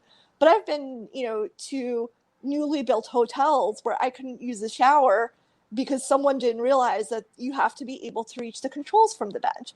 And I've also had general managers that have argued with me about it, which gets even more frustrating of, not only are these things not being architected correctly in some cases, but, there's still, this level of ignorance of what the law and the architectural guidelines actually say, and the spirit of the law too, which is inclusiveness. Yeah, even along those lines, you're a filmmaker, and I'm wondering how many of the films the places that you show the films, do you think are actually ADA compliant? Because I'm on the board of the Carolina Theater, and I know that there are places that folks can go in terms of like ramps and things of that nature, but I wouldn't say the building is fully ADA compliant, and I'm sure there are other artistic institutions that I know are not probably fully ADA compliant. But I'm just wondering, in your thoughts, how many of the film houses and the concert halls and the things of that nature that are entertainment based are actually ADA compliant? Yeah, so, first of all, I'm a new filmmaker, so this is actually my first independent film. I've done video work for my day job and other day jobs I've had, and really, but I've also been a part of the selection committee of the Real Abilities Film Festival, which is a national film festival dedicated to films about disability and by people for disabilities. And so that is a little bit of a different, experience because of the topicality, where they have made sure that all of the venues that are used are accessible, and they go above and beyond with captioning, with open captions, with devices that help people who are blind or who are deaf to fully experience the content. As a consumer, it varies widely. A lot of places are great. A lot of places are actually trying very hard. I think Broadway is a great example. So I live in New York City, just a 5-minute walk from Broadway. And one of the things I miss that I used to do pre-COVID is I could, go 10 minutes and I'll be in a Broadway theater that night. And it was great. And the theaters here have done an amazing job, even though they're in very old buildings, to do the most that they can to be accommodating. So there's seating in the orchestras, even though you can't get to the mezzanines, they make sure that seating is available. And what they've done is, if you some of those seats, they hold them back at the price of that mezzanine seat. So there's equity as well. So it's not just about accessibility, but it's about equity. And I think in terms of having many friends, having many neighbors in the theater community and in the entertainment community, I do think this is one of the most open-minded groups of people, and one of the, especially, the smaller theaters where I think a lot of people are trying. And, for example, last year I completed the sketch writing program at the Bright Citizens Brigade, and their theater, it's not 100% ADA compliant, but they tried, and I could use the bathroom and I could be in the audience. Maybe I didn't have, the pick of all the seats I would have wanted. But they also had a ramp, even though it was steeper than the ADA grade, that at least I could use to get to backstage when one of my sketches was produced, and have an actor with a disability actually playing the role of a person with a disability because that ramp was there. So, by no means, does everything necessarily have to be perfect all the time. Everyone should comply with the law, but part of the law is when there's an architectural barrier, it's all about what you can do to overcome it, to be as accommodating as you can possibly be. So, yeah, I know that a 100-year-old building, that has historic status, maybe there's no way to get to the second floor, but have you done everything you possibly can to make what is there, what can be made accessible?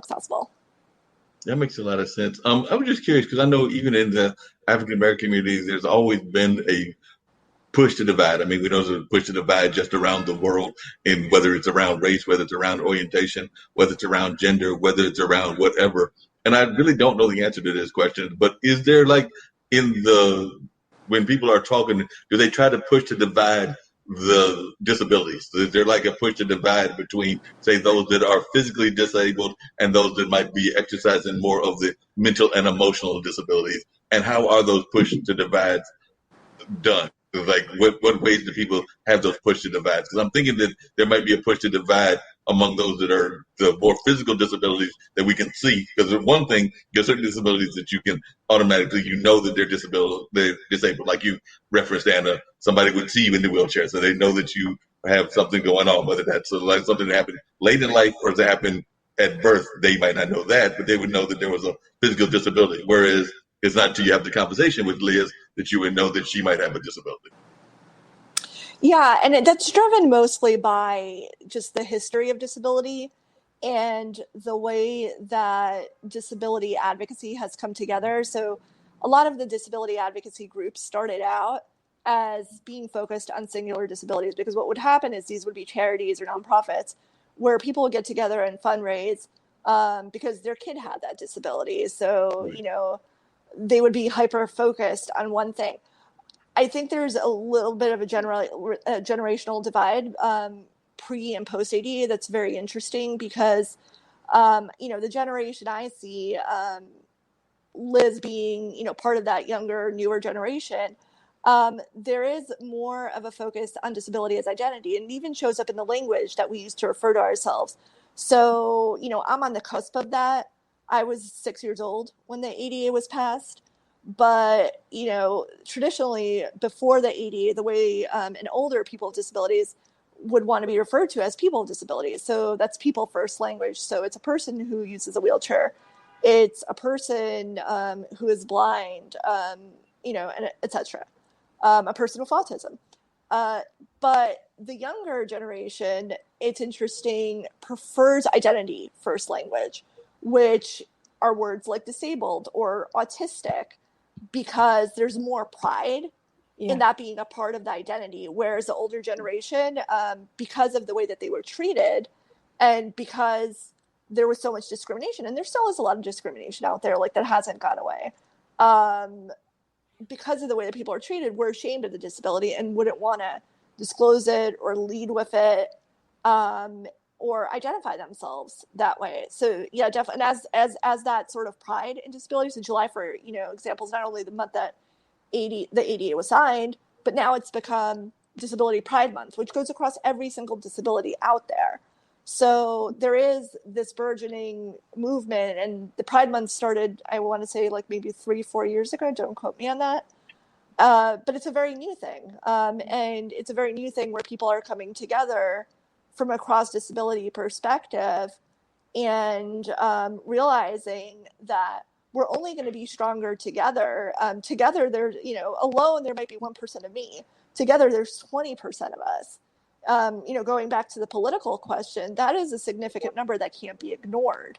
So, 20% of the population, imagine that, as a politician, can completely sway an election, can completely make a huge difference in the bottom line of any company. And that's, one of the things too, is only recently have we started been featured in things like advertisements and seen as consumers.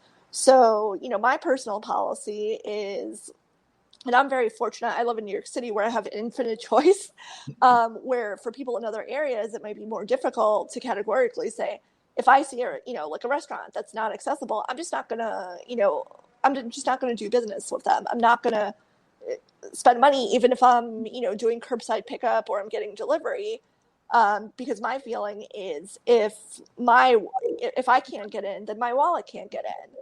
And, the more that, the business world and companies and stores and entrepreneurs see people with disability as a potential profit center, the more I think people will, be willing to make those accommodations that are so necessary. And along those same lines, I want to toss this to Cal, and then I also want to hear from Liz as well. But Cal, you're also not just running for the governor of Florida, but you're also a religious leader. So I was wondering, there in Florida, how do you think that y'all are doing in terms of, particularly in the AMP movement, in terms of making sure that the churches are accessible to those of your parishioners that are handicapped and things of that nature? So how do you think that the overall church is doing?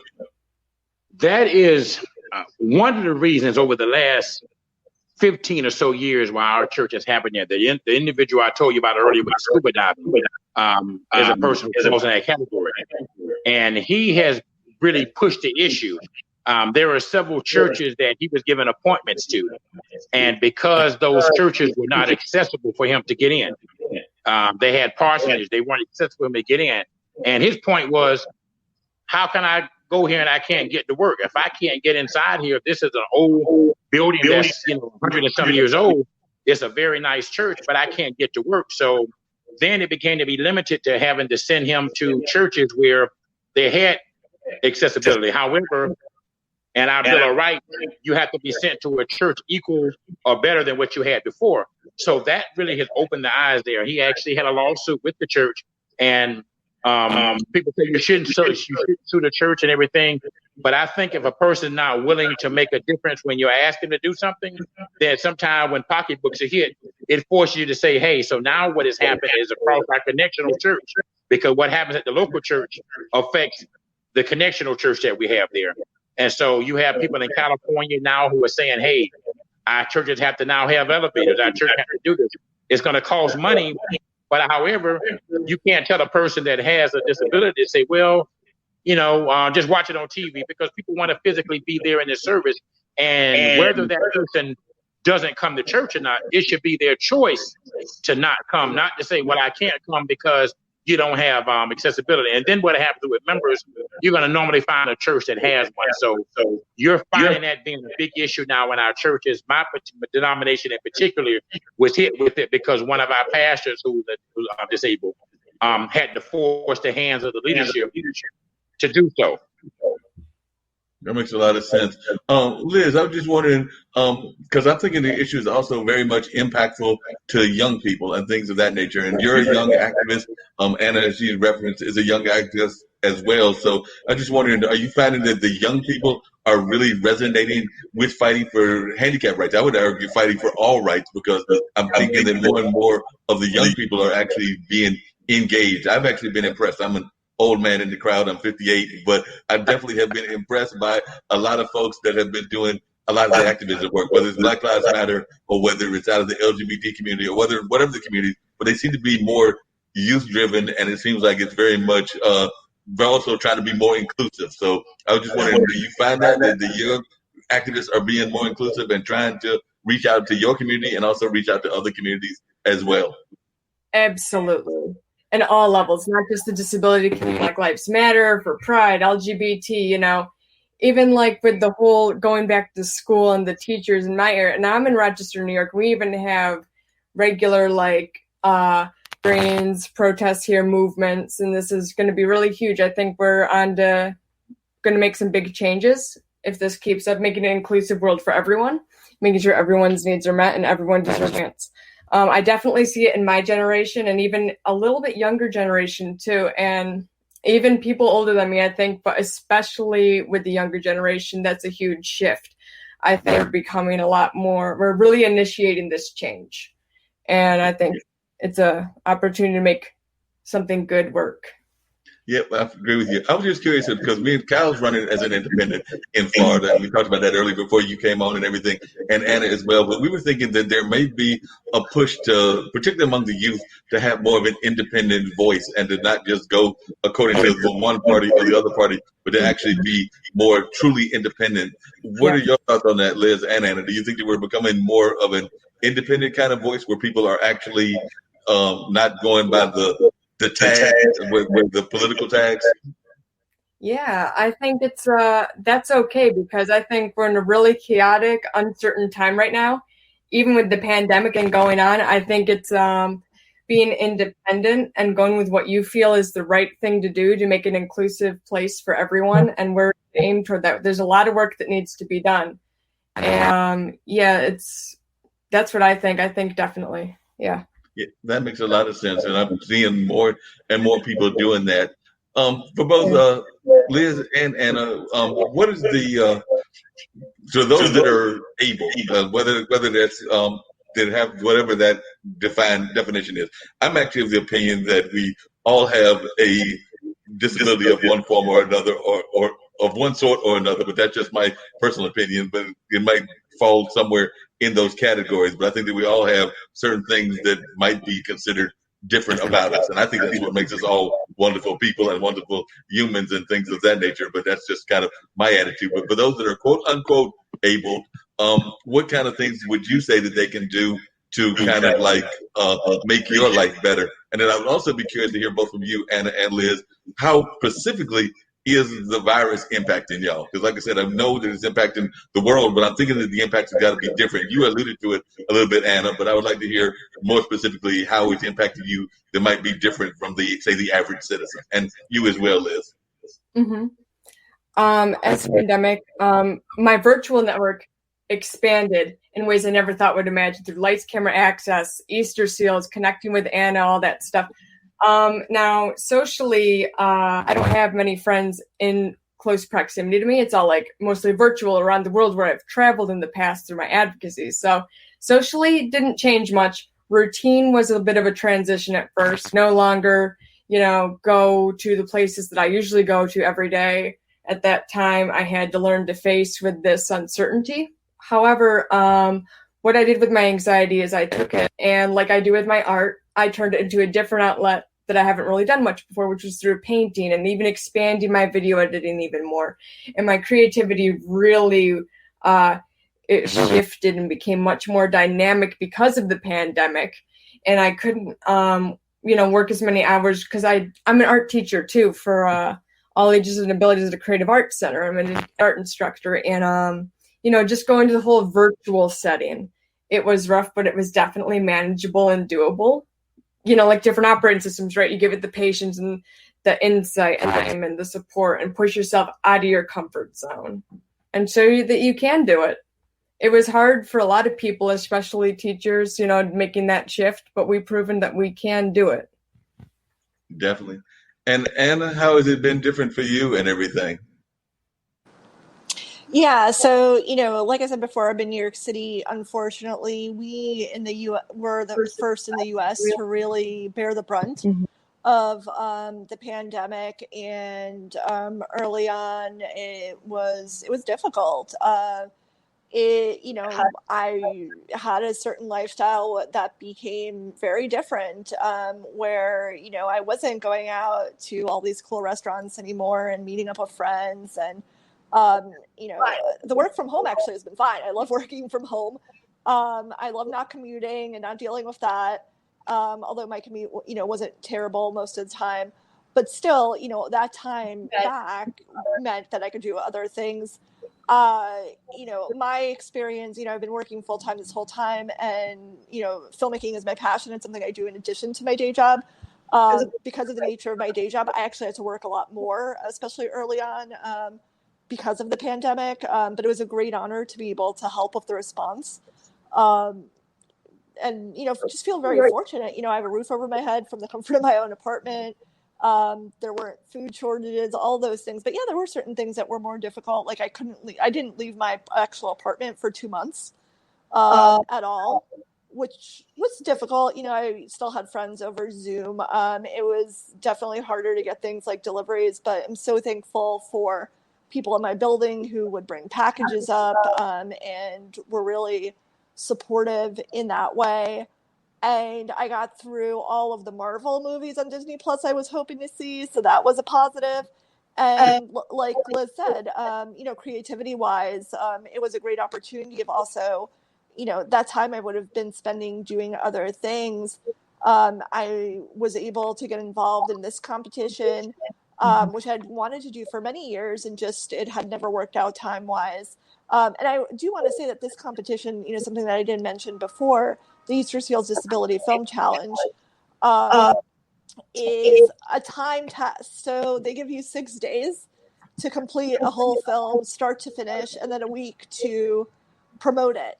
And we actually started out making a completely different film. So we only had 3 days for. So everything that you saw in the film, we produced that over the course of 3 days. And I think it just goes to show, I think a common quality that people with disabilities have, which, is very much a positive just in life and in the workplace, is adaptability. So we ran into a roadblock and we decided, what, we're going to do something else because, hell or high water, we're going to have a submission. We are going to have an entry into this contest and we're going to do it. And, luckily Liz has this amazing story that we were able to turn into a piece of cinema.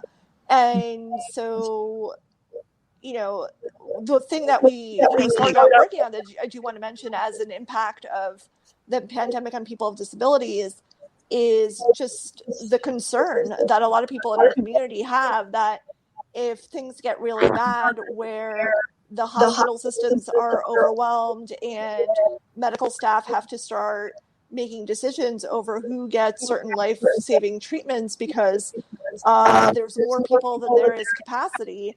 How will they treat people like us? How will they value our lives? Will they look at, someone like me or someone like Liz and make a judgment based on the labels? Or will they see that we're as valuable as other people our age? Because, to your point, thank you so much for including me in this group of young people. I'll take that. But, like one of the last things that I did before I left my physical office, which, might seem a little paranoid, is I grabbed a stack of business cards because I, in the back of my mind, I thought, what if I end up in the hospital? What if I get sick? How do I show, the doctors that I have some kind of worth? And, not to say that someone's job is their whole worth, but, people do have biases. Because I know that was a concern even in the early days of the pandemic, was that it was a fear that while people were catching COVID and dying of COVID, and yes, we know that those figures are horrible, that certain people with other disabilities and other physical ailments might get shortchanged and that they might not get the kind of medical care that they usually would get in a non-pandemic era. Have you run across that, or have you heard about that happening? Because I do know that was a concern that some people had. There was a fear that the pandemic would kind of like take the lead in the sense of being what folks would be concerned about. So like if somebody was coming in for a heart attack or a stroke or something like that, that they might not get the attention that they normally would get. Yeah, for sure. That concern definitely exists in the community. That was not my personal experience, but kind of going back to what I was talking about before, there is a case out of Texas where there was a man in Austin, quadriplegic, name is Michael Hickson.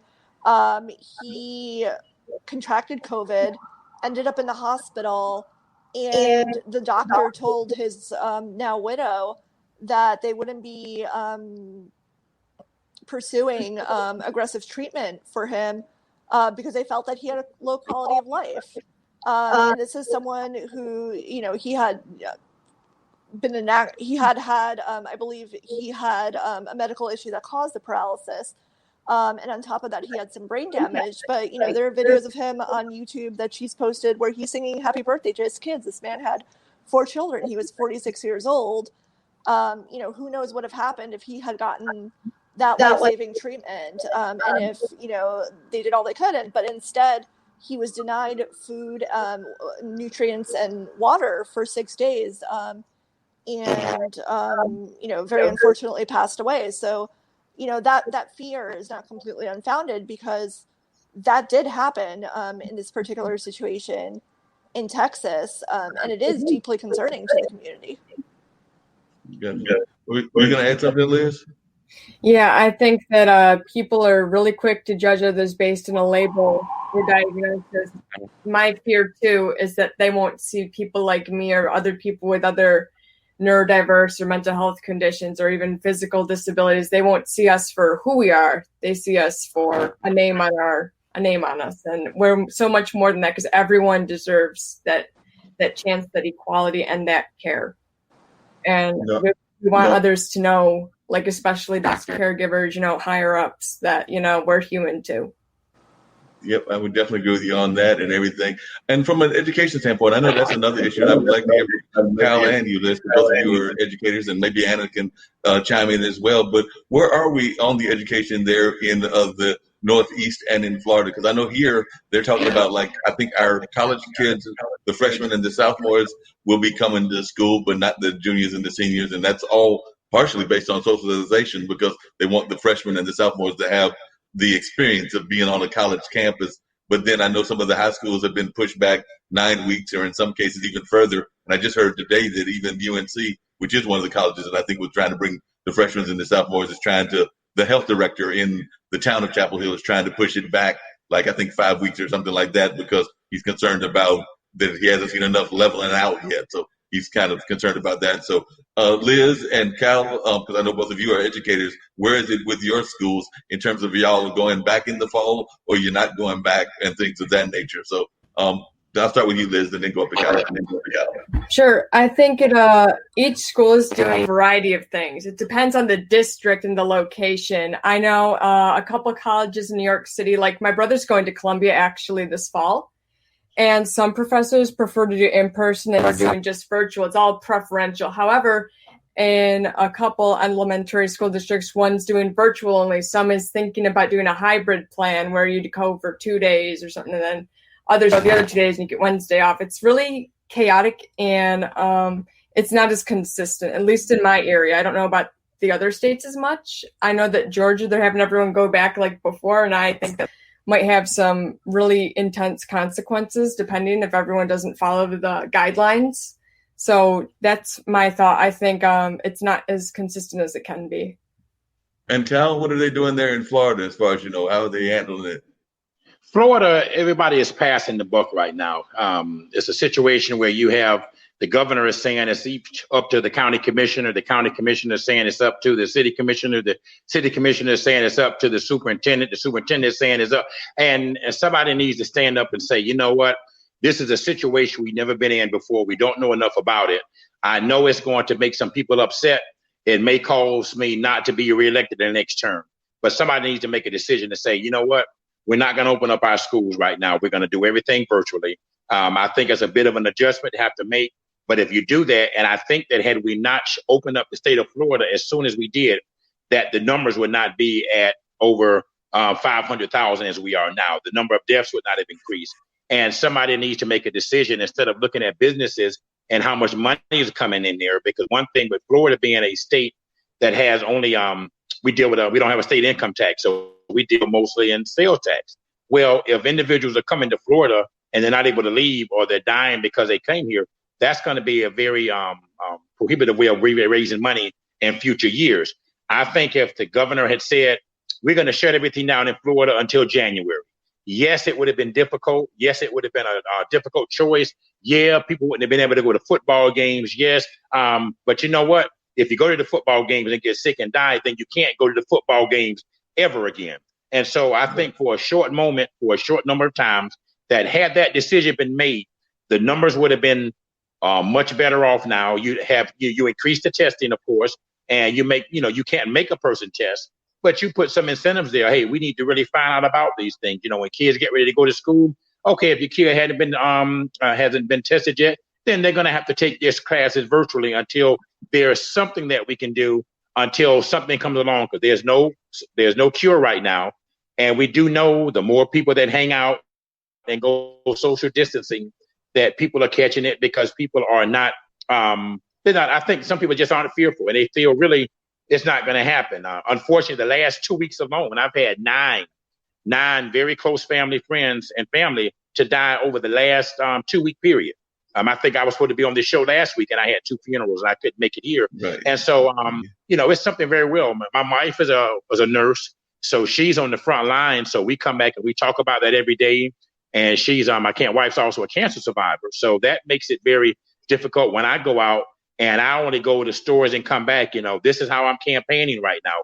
I'm not doing door to door. I'm not going to events. I'm not hosting major events. And I've made that on my social media, that everything I do now is going to be on social media for at least a minimum of the year.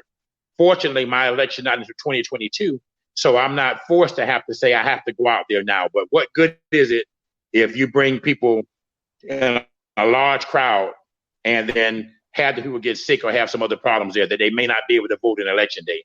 I think somebody just needs to just make a decision and stop passing the buck and say, let's just shut everything down. Let's have this school year is going to be different. As much of an athlete as I was a high school athlete, but many of the schools here in Florida and like the MEAC and other conferences are already saying we're not going to have sports this year. Yes, that's going to cost economically. But I look back on an article that I wrote in a paper when this first happened. It was called a blog I do called Just a Thought. I used the analogy of the movie Jaws. Those individual leaders knew that the shark had attacked one person. Then they knew that it attacked two others, and they had a decision to make. Do we open the beaches up to make all this money, or do we let everybody know there's a shark out here and close the beaches down and don't let anybody swim? Well, they made the alternate decision, and guess what? 7 other people were killed in there. Yes, that was a movie, but right now the same way is, do we close down or do we open it up? And you find that these things are happening, and if you have pre-existing situations, it's making it worse. And the problem comes with the person who doesn't have symptoms, that's not sick at all. They're walking around normal. Then you have a person with a compromised immune system that just walk by you. We don't know if this thing is airborne. We don't, they're going back and forth. My personal view that I think there's some airborneness that's involved in there. There's just too many things that we don't know. And it's certainly certain that people are dying. Churches have closed down. Our churches since March, and Methodist Church, there have been a few pastors that have been disobedient to that, but the bishops have said, no services. We're going to do everything virtually. The amazing thing about doing it virtually is we found out at our annual conference that are going on right now, there are more people that attended the virtual services than actually attended the regular worship service. Yes, it's different. Yes, you can't see the same people. Yes, it's different to when you're preaching and you hear the amens going on right there versus having to give a virtual sermon. But the thing is, you have to make an adjustment. And I think that's what most of us are unwilling to do. Make an adjustment in a time period that we're living that we've never faced before. And everybody is concerned more or less how this is going to affect my next election. Will I get reelected?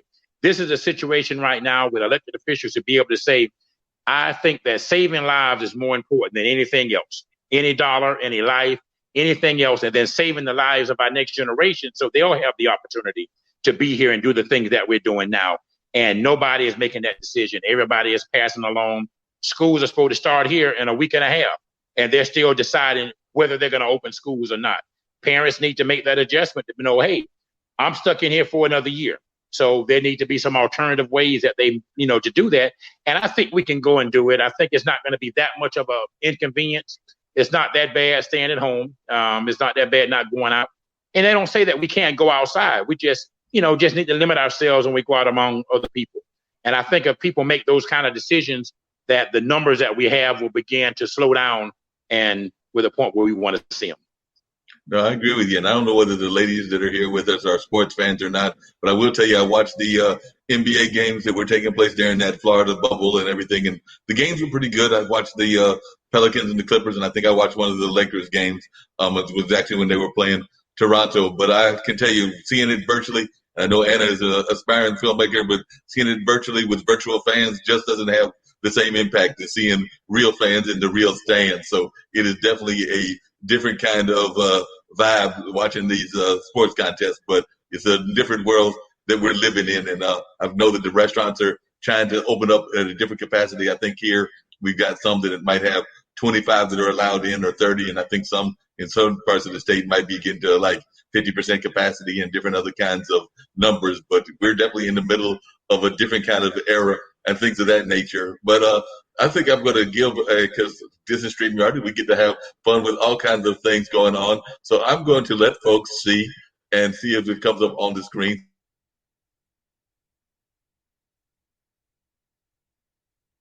So mess at the tech stuff, but I'm going to try to bring some of Liz's work up because we've been talking about this and the paper bag comic. So I was trying to bring it up and see if we can get it up. There we go. There we go. So there, folks can see a little bit of your works and things of that nature. So definitely I wanted folks to have a chance to look at your work and things of that nature. So wanted folks to get a chance to see a little bit of what you are all about. And by the way, these are some amazing works that you have up. So definitely wanted to show those, and I might try to go to the screen and see if I can't hit the screen and share some more. But definitely, I was impressed by your work and the things that you're doing. So I'm going to actually hit play. There we go.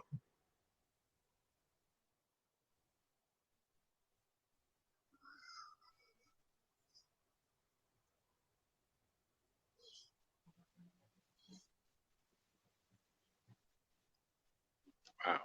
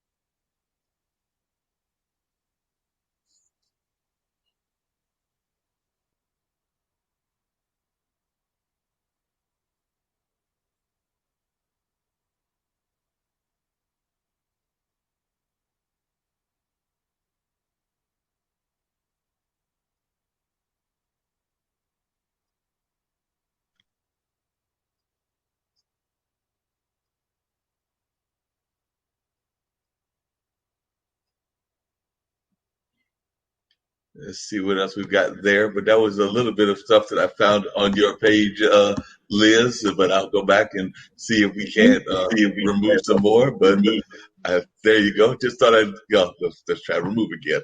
Just so I give people a little taste of what you're all about and everything of that nature. So share with us a little bit about what that was about, and I'll try to see if I can't find some other work as well from your page. But definitely just share us a little bit about that. By the way, I love the music, so I don't know who the musician was, but the music was great that was included in that. Thank you. Actually, I use all my audio for my video edits from a YouTube channel called No Copyright Sounds. Now, it's free to use the audios, give credits to the track, link, artist, and you incorporate that in your video description. A little bit of the effects I used in this edit that you just showed for Dreams version 3. So I had 2 original video edits on top of each other. I usually use After Effects and Premiere Pro for adjusting the tweaks and effects. And what I did was the difference tool in After Effects. Now what that does is it duplicates your video in the same layer to spread the time. So when I do something in 4 seconds, that second in 4 seconds will kind of create a duplicate image. What I also did was I put now the layer underneath the time difference layer. I did a mosaic. So when you saw that pixely like color art, I turned it underneath into a mosaic. I did the echo tool and the outer glow to make it even more vibrant. Blended them together. Now you go to the blending options. I don't know. I'm trying to speak like technicals, but like universal at the same time. So you can do the add filter for blending options when you go to layer. And you can also do multiply. Like, the Photoshop terminology is like the same thing. Apply means it's like, transparent, but you can also, the colors still shine through. So it merges the layers, and then it creates that one file out of 2 videos with those effects. Wow, like I said, that was some amazing I think we stuff. need an. Go ahead. What were you going to say, Anna? I was just going to say, I think we need an edit with Liz YouTube. I could do that. Series. That's a great idea. I might just do that because I was doing in the pandemic. It mentions it in Easter Seals are filming, and it's filmed a little bit. For about 4 days, I did a different speed drawing session each day and put it on my other YouTube channel, which I can email you or get to you after this. But I made a tutorial. I did draw characters in about a 3-minute span to copyright-free music. Wow. Yeah, we need that kind of tutorial because I know even on our network and everything, we do sometimes get hit with folks sending us those lovely little warnings and things of that nature. So, yes, we probably need more work on that or knowledge in that field. So, definitely, I would encourage you to send that to me and things of that nature, and I'll pass it on to some of my people as well. So, definitely, if you could do that, that would be greatly appreciated. So, I appreciate you making that offer and hope that we can have that happen because I was just impressed by the amazing vibrance that you have in the painting. I was curious for all of you, and I'm going to be looking for some of these more works while I'm asking you this, but who are your inspirations? Like when you think of art and things of that nature, who are your inspirations that inspire you, Liz, and then also you, Anna? And I'd like to even hear from Cal because I know we all have different folks that inspire us, but who are your individual inspirations? So who would we'll start with you, Liz, since we just showed your work, but who are your inspirations? Okay, so my very, very inspiration that initiated my advocacy was after I was diagnosed autistic. I came across Samantha Craft's blog 11 years ago. Yeah, 11 years now, on Everyday Asperger's. And she is also autistic. She wasn't diagnosed till later as well. She is now, I think, in her 50s or 40s, late 40s, 50s, and she's a mother of 3. And she wrote a huge, awesome, amazing book, and her advocacy and writing, it just really resonated with me. And she helped so many people. And I thought, you know what, I want to help people too, but in my own way. So that's why I started making the books and doing my advocacy. And also, I think we ourselves can be our great inspirations too. Because, okay, I did this today even though I didn't feel like it. I tried this even though it terrified. I got through it. I showed myself I'm stronger than I think I am. And also, what also inspires me is my relationships and connections with others. Appreciate those are the 3 core ones. All right. What about you, Anna? I would say Liz is my inspiration. Yeah. Just incredible artist. She looks like she's tweeting off. Oh. Can you hear me? What are you saying, Cal? Can you hear me? Yeah, we hear you, Cal. Yeah, it looks like I'm looking at the screen. It looks like she's here she is. Do you see me now? Can you hear me now? I feel like we're in that commercial. I was just saying Liz is my inspiration. I mean, her art, as we just saw, is absolutely incredible. Also what kind of drew me to Liz's story is she's just, she's a really positive person. Like what you see in that video is what you get in real life. I would say also, most of my work has been in comedy, actually. Tina Fey, just an incredible girl boss who has done it all in that area, for sure, is a huge inspiration to me artistically. Yeah, well, I don't know if you know, but we have a network that we're part of. The Blog Talk Radio folks do, not IBM TV, but it's a network called Next Level, which is something me and Dean have put together. But we have other blogs and podcasts that we affiliate with, and one of them is my friend Mona Sheikh. So if you've never watched Mona Sheikh, watch her because she's a tremendous comedian and advocate. She's actually from Pakistan, if I remember correctly, but she's very much about advocacy and things of that nature. So she does Mona Rants on YouTube, and she does a couple of other advocacy type things. So she's actually had a very deep conversation yesterday with a woman filmmaker out of Los Angeles, and they were talking about the glass ceiling that unfortunately still exists for women filmmakers. So I was wondering if you could talk about that as well, because I was actually shocked, but not overly shocked, at the fact that there are not enough women gatekeepers in the filmmaking community. So, Anna, what have you learned about that in your early career? Sure. So, and actually, I'm just going to add a couple of answers to your prior question, because I just want to give a shout out to some amazing disabled creators. Maysoon Zayed, amazing comedian with cerebral palsy. Actually, a huge percentage of comedians who are disabled have cerebral palsy. I don't think that's a coincidence. I think it's the funniest of the palsies. So Maysoon, Zach Anner, who also has cerebral palsy, and my friend Allie Stroker, who does not have cerebral palsy and is not a comedian. She's an amazing musical theater actress who's actually the first person who uses a wheelchair to win a Tony Award. She won for Oklahoma this past year, and she was also on a show called The Glee Project, which I worked on earlier in my career. So, there's so many people who are up and coming and, already making it in the media industry, who I think provide so much inspiration for so many, myself included. To answer, the glass ceiling question, it's interesting. I spent a number of years working within the cable industry, and for sure, the positions of power, are held by, exactly who you think they would be held by. But, I had the really great experience working with some really great female leaders. Jennifer Kavanaugh, who hired me back when I was at NBC, is an amazing leader. She now works for the Philadelphia Eagles, where she runs their whole marketing and media operation. Just an incredible mentor, speaking of mentors. And women like Lisa Shaw, Bonnie Hammer, who really have done an amazing job leading the NBC University cable portfolio, for sure, I think serve as great examples. But yeah, I think, it's at all levels, right? Like it just goes back to inclusivity. As long as you have or you don't have a seat at the table, that is going to impact what gets produced. That's going to impact what gets funded. That's going to impact on who gets to work on what, both in front of and behind the camera. So the more diversity we have at all ranks, and it's not just about like how do we bring in junior people and like make sure our assistant class looks like the makeup of the country, but how do we make sure those people get promoted?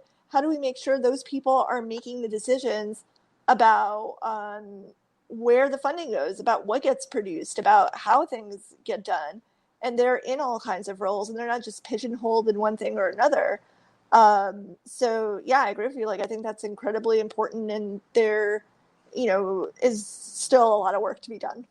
Yeah, a whole lot of work to be done. We've got to get to having that happen and things of that nature. If somebody was going to watch a movie, read a book, or have some sort of knowledge of the experience of the handicap from like the creative standpoint, like what would be in both your minds, Liz and Anna, the penultimate book that would explain or that you would share so people to get a little step into your life that's authentic? There are too many books that are written that are unauthentic, and there are probably a number of them. But what are some of the books or movies or plays that you felt actually capture the experience of being disabled, whether that's a physical disability or a mental disability? I mean, I think that too often we get the stereotype ones, like One Flew Over the Cuckoo's Nest and things of that nature, but they're so stereotyped. And I want to know the ones that you would think are authentic portrayals of what might go on in your lives. And they could be old books or new books, but or movies or music or whatever the medium is. Yeah, there's a couple I can think of. One's a TV series count, because I have a TV series that addresses some issues that need to be taken care of and amended even more so when it comes to employment and disabilities. Yet the label was aired on A&E last year, and it's about how diversity is an asset in the workforce. It's about encourages people to give others who are autistic, Tourette's, any label, give them a chance because they deserve it.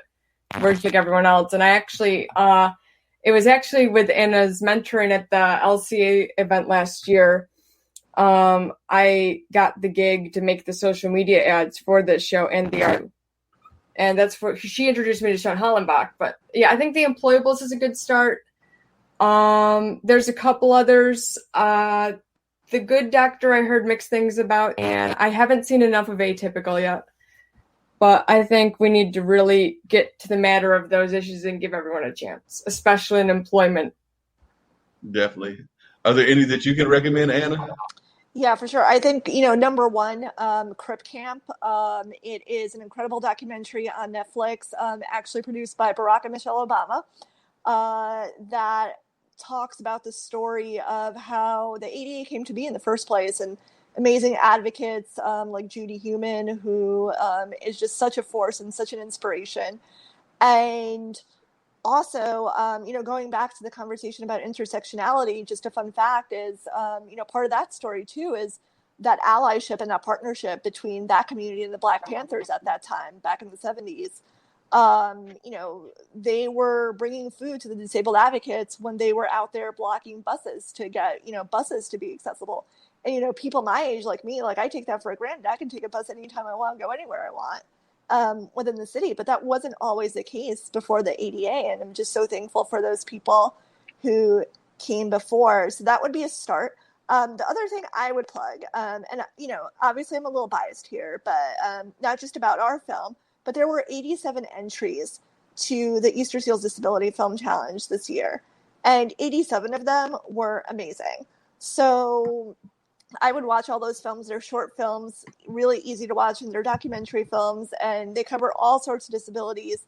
And the challenge this year was tell your story. So, if you really want to hear the stories from the perspectives of people with disabilities, and, kind of going back to ours and some of the artistic decisions that we made, a big, thing that is kind of unique that you might not, realize right away, unless you see a lot of documentaries or news broadcasts, about people with autism or people with mental health disabilities, is a lot of times, like, you wouldn't hear from Liz. You'd hear, my voice as the filmmaker, as a narrator. You'd see her mom, you'd see her dad, you'd see, family members, you'd see community members, you'd see teachers, and you'd see all those people. You would hear about all those people before you would ever hear from Liz. So it was very important to me that it was completely first person and that it was Liz telling Liz's story. And, I see my role more as a facilitator, helping, Liz tell it in a way that's going to, make it, a better piece of art, or, more cinematic, as opposed to really defining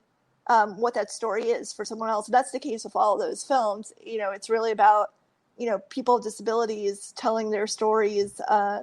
And, they're amazing films I've seen throughout the Real Abilities Film Festival. So, go on the website, look at those films. The Peanut Butter Falcon, I have to give a shout out to. I actually haven't seen it yet. I've heard amazing things. It's with a young man who has Down syndrome, and the actor, he has Down syndrome in real life, and that's an example of authentic casting that we need to see more. And he's playing opposite Shia LaBeouf, and from what I've heard, completely steals the show. So there's really no excuse not to cast people with disabilities in stories about people with disabilities. Like, there's no one who is better equipped to tell that story than that person who has lived it. And it's really just inappropriate for someone, who doesn't have that, life experience, to use it as a way for them to further, their career to get an award, when there are so many very, very talented people with disabilities who are going out for roles. It's not like, Hollywood can't find them, but they're just not being cast. And there's, a movie, for example, of like a don't watch, I'll give you a don't watch. There's a new movie coming out. I think it's called Come As You Are. And it's a comedy about three young men with various disabilities. And all three of those roles are played by non-disabled actors. And I can name at least 6 guys who have disabilities similar to what those characters are, who could easily play those roles, who have been on shows on Netflix, on Hulu, and not to say that the people who are playing those roles are not talented. They're all talented actors. But, directors need to take that responsibility, and they need to make sure that they're, doing that, and that they're really actively seeking out the talent, because the talent definitely exists. Yeah, I think the talent fits, and I'm actually a member of the Triangle, which is the area here, Raleigh, Durham, Chapel Hill, with the Triangle chapter of the National Association of Black Journalists. And I think that we also need to do a better job of actually having handicapped or disabled representation in the newsroom as well. Because I can't even, as you were talking, I was trying to think of a news reporter that actually identifies in their disability, and none was coming to my mind. I'm sure there may be one, but I couldn't think of one. But I'm like, if we're going to have representation in the newsrooms of gender and orientation and race and other things, we need to have this part of society represented as well. It's part of society, so I don't see why they can't be represented in the newsroom also. So I know that that's something that I think that we need to have more of, is that kind of representation in the newsroom. Cal, I've got to tease you about something and everything, because I don't know. First, she's going to have to look at your campaign platform and see if she agrees with it. But if she agrees with it, I was doing a little bit of back research. I had done it earlier, but Anna is actually kind of the marketing person behind the I Love New York campaign. So I'm thinking that if she likes your platform, she can design something for you as well. But we got to make sure that she aligns with you first in terms of the platform. I'd welcome that. I would welcome that. So I have to say I'm here in my personal capacity. Mark, you kind of outed me. But yeah, I'm here in my personal capacity. So unfortunately, I can't comment on that. Understood. I was just teasing you and having a little bit of fun with it and all of that kind of stuff. But I do love that campaign and everything. So I do know that that is a great campaign. And I also, even though I've not been to that city in a while, I do like that environment, particularly for its cultural environment. I was actually talking to a cousin of mine, and we were teasing about that, because for a long time he lived in Jersey, and I was convinced that neither he or his older brother would ever go to New York, just because for whatever reasons they didn't like that environment. But he told me that as he got older, he got over that and did go to New York. And I know that when I visited, I'm a big cultural fan, plays and things of that nature. I remember a late friend of mine, Garland Lee Thompson, ran the Frank Silvera Writers Workshop. So he was actually one of the first African Americans that people forget, but he was one of the first African Americans on Star Trek. So like I said, he had those early roles and was involved in theater, in that theater community there. But like I said, his son, I think, is commuting between New York and LA. So he's doing that whole international commute between the West Coast and the East Coast. But I think because of his dad's estate, he's probably doing, well, no, last time I talked to him, he was in California. But I know he does get back to New York. So definitely it is a place that is special to my heart. But don't worry, Cal, I also like Florida, because I used to get down to Miami regularly with a film festival that was down there, the American Black Film Festival. That did not happen this year, I don't think, because of all the film festivals. I know here in Durham, Full Frame was a virtual film festival, so I'm imagining that ABVF, the American Black Film Festival, so ABFF, I'm imagining that that will also be a virtual festival this year as well. If it actually, it should have already taken place, I think, because I think that's usually July, August, if I remember correctly. Yeah, they did cancel that. They did. I don't know if they did virtually or not, but I know it was canceled or postponed. All right, then that's what I was thinking, because so many of the things are unfortunately being postponed and canceled and things of that nature. Anna, how are you doing your filmmaking in this new virtual world? I mean, Leah showed a little bit of her creative process, but in this new world that we're in, how are you handling your creative process, and how are you actually getting things shot? Because I imagine you can't shoot a lot of things now. So how are you doing in this new virtual world? Yeah, and unfortunately, I actually have to run after this question. No problem. So it was interesting because the whole film challenge had to be completed from home, and Liz and I are hundreds of miles apart, which is not the way you would typically produce a film. But it actually was fine. It worked great. I have experience back from earlier in my TV days of producing. A lot of self-tape work when I worked for NBC, and I worked on the Glee Project, for example. I produced a whole self-taped companion series that existed just on our YouTube channel, where we had all the contestants from the show create weekly video journals that we posted as supplemental content for the fans. So I was already, because of that, very comfortable with the idea of working with someone remotely. And, I have worked in my career with people all over the world remotely. So that to me was a very kind of easy and, simple thing to adjust to. It definitely has an impact on the type of film you can make. It has an impact on the production values. You kind of, if you're limited to just your home and just the people that live in your home and the equipment you have in your home, that obviously is going to look a little different than if you're able to bring in a cinematographer, or you're able to bring in, a camera person to shoot things. But it didn't really, it wasn't really much of a barrier for us getting it done. I think, Liz is such a talented editor that a lot of the things were really smoothed out in the editing process. And to me, I think, it just goes to show that, like, just because there's a pandemic, it doesn't mean you have to stop being creative, and, you just have to find other ways to do things. All right, and I know you got to bounce up, and we're actually ready to wind up for everybody very shortly. But and you can bounce off first and everything. But Anna, before you leave and everything, could you tell folks how they can reach you, whether that's through social media and things of that nature? And one of the things that I like to do on all my shows is give people a chance to give a word of encouragement, whatever that word of encouragement might be, because that's one of the things I believe in is the power of positive thought and positive affirmation and things of that nature. So, one, tell folks how they can reach you social media wise, and then I would love to hear your thoughts that are positive thoughts to help inspire people and things of that nature. Yeah, sure. So I am at Annotated on most social media platforms. That's ANNATATED. And my positive thought is, whatever it is you think you can't do, don't think that you can do it.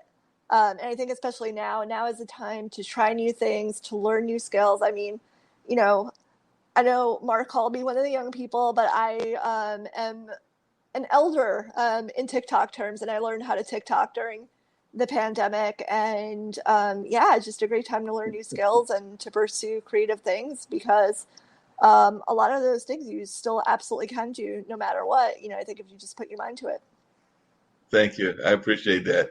Great advice, and I think that's some really powerful advice to be given and everything. So I will definitely be reaching out to you again. You are a great guest. I know that my friends at the IBM.TV network, which is this kind of creation that is a mixture of standard podcasting and using StreamYard, the internet kind of feel. So that's what they're trying to do, is outlay with all kinds of programming. So I might be reaching out to you to see what kind of things y'all want to put on this platform, because I know that Nick and Kim are always asking me about content and things of that nature. So I know that they would be willing to do that. They've got Rev Share Films and Henry Morales that is talking to them about showing some works and things of that nature. So they are open to filmmakers. They're open to creative outlets and things of that nature. So just know that you will probably be getting more emails from me and more conversations. And I was so glad to meet you through Sri and through Sri's kind of programming, because I've become kind of partners in crime with him and his Digimentors group. So it was great meeting you through that, and now having you on my platform. So it was great meeting you here and actually having a chance to have this conversation. And you were an amazing guest. So I just want to thank you for being on the show. Oh, thank you so much. It's been an honor. Thank you, and Kyle, it was great to meet you. Good luck with the campaign. And Thank Liz, you. great to see you as always. I'll talk to you soon. Great to see you. Bye. Thanks again. Appreciate you. Awesome. Cool. Real quick and everything. She's there she goes. So we're winding down and everything. But Kyle, for those that have been watching, we talked about a lot of different things. Definitely earlier, before Liz and Anna came on, we talked about politics and things of that nature. But for those that are watching, and we have folks watching from around the world and everything of that nature, what would you say are the key campaigns that you are, the key things that you are interested in terms of your issues that you're interested in having? The three things I would say: education reforms, environmental issues, and criminal justice reforms here in Florida. I'll start with the criminal justice reforms. The criminal justice reforms here in Florida, right now, there are a lot of about 4.1 million people that aren't able to vote because they have gotten in trouble as a youth. They got in trouble at 18, and now they can't get their right to vote back. That rule has changed constantly over. Every governor has a right to change how that rule is given back. It is personally important to me because at the age of 18, I fell in that category. I was right out of high school. I got in trouble, got put on probation for 2 years. But at that time, the rule was when you finish your probation or any of your timing, your constitutional rights were automatically restored. There was no process. You'd have to go through anything. When you finished paying everything else, when you finished, bam, they were done. They told you could write the vote. And I understood and how difficult that was to say, you know what? I don't ever want to be in this position again. Now we come to almost 20, 22 years later, where you have people that are getting in trouble and they've done time, but they won't get their right to vote back. And now they're privatizing the prisons here in Florida, which is a problem, because now you're making a profit off individuals who are being incarcerated for nonviolent offenses like marijuana charges, shoplifting, charges that I think, in my opinion, don't deserve a person for a first or second offense to be incarcerated. I think that money could be better suited somewhere else, because we're housing about $37,000 to put a person in prison for 3 years for a marijuana charge, versus using that same $37,000 a year to put into the education system to send a kid that may not want to go to college to a trade school to get a valuable skill that can allow them to work 25, 30 years. If we make those adjustments there, it'll open the doors, and that criminal justice system and the education system go hand in hand. Because if you don't get a quality education, then you're not able to get some job, because, to go into, whether it's going to college or whether it's going to a trade. And all of those things fall in play with our environment, because a lot of the factories that are being built, all those things there, if we don't have a strong environment, if our environment is not taken care of, then none of us are going to be here to go to school. None of us are going to be here to house or visit inmates that are in the prison system. And so everything falls. If we focus on those three things alone, if the state of Florida were to make our education system second to none, businesses that want to come to Florida because of the coastal area, because of the weather, would love to come here. But the number one factor that keeps businesses from coming to Florida is the fact that we rank in the low 40s in education. So companies will say, I'd rather stay in South Dakota. I'd rather stay wherever they were versus coming to Florida. If we focus on those three things, I think that everything else falls into play, and it makes Florida a much better place to come there. And those are my top three things that I think we need to really work on. Sounds like some great things that you're looking at working on, and definitely sounds like you've got some good platforms that you're looking at, and I'm definitely looking forward to us continuing this conversation later on the blog talk show that I've talked about with your good buddy Dean on Monday and everything. So we'll continue some of that conversation there. But definitely, you've definitely got us to think about a lot. As a minister and as a religious leader, what are your thoughts about Reverend Barber and his Poor People's Campaign? Because he's another religious leader. You mentioned Michael Cousins, but I was just wondering what your thoughts are about that Poor People's Campaign, because it seems like he's about unifying people across races and across boards and things of that nature. But I was just wondering what your thoughts are of Reverend Barber and the Poor People's Campaign. Any campaign politically, whether it's a Democrat, Republican, if you are inclusive of everybody, then I'm supportive of whatever your choices are. You may not be an independent like me, but I have no problem voting for a Republican. I have no problem voting for a Democrat. But when you become exclusive, when you begin to only deal with certain people, then it opens the door to too many of the things that have caused us problems for the people. Fluid and inclusive to everybody. It makes you, I think, a more broader candidate. And I think you allow yourself to make people from other parties say, you know what, you're not in my political party, but I like you. Or sometimes when you open your ears, you may hear something from an opposing person that you hear, and you get excited and say, you know what, I've never really considered that. But you won't ever consider that if you don't take the opportunity to listen. So you got to have a listening ear. You got to have a faithful heart to want to just listen to other people. And I think once we do that, many issues like racism that's going on now, if you take the time to listen to a person and find out why, just say, for an example, the flag is so important to certain people, when you listen to their story, you may look back and say, wow, I still feel that the flag is offensive, but the definition that you gave me gives me a completely different perspective to understanding what you're saying there. And perhaps we need to find some better way other than just saying, this is the way I want it. If it's not done this way, we're going to fight. And because nobody's going to come to the end, because those are some issues that are not going to be settled in one campaign. They're not going to be settled over time. They're going to be avenues like what we're having now, media being able to come down and having two opposing views to sit down and talk about issues, not argue about issues, not try to force another issue upon a person. And most of the time, if you listen there is something that a person will say that will normally come together and agree on. I'm a proud Gator. That's the best team here in the state of Florida. And I'm going to stick to that story, and nobody can make me feel differently. But I was born in Tallahassee, which is Seminole country. People say, how in the heck did that happen? And now I live in Miami, Fort Lauderdale area, which is hurricane area. But I still stick behind my story.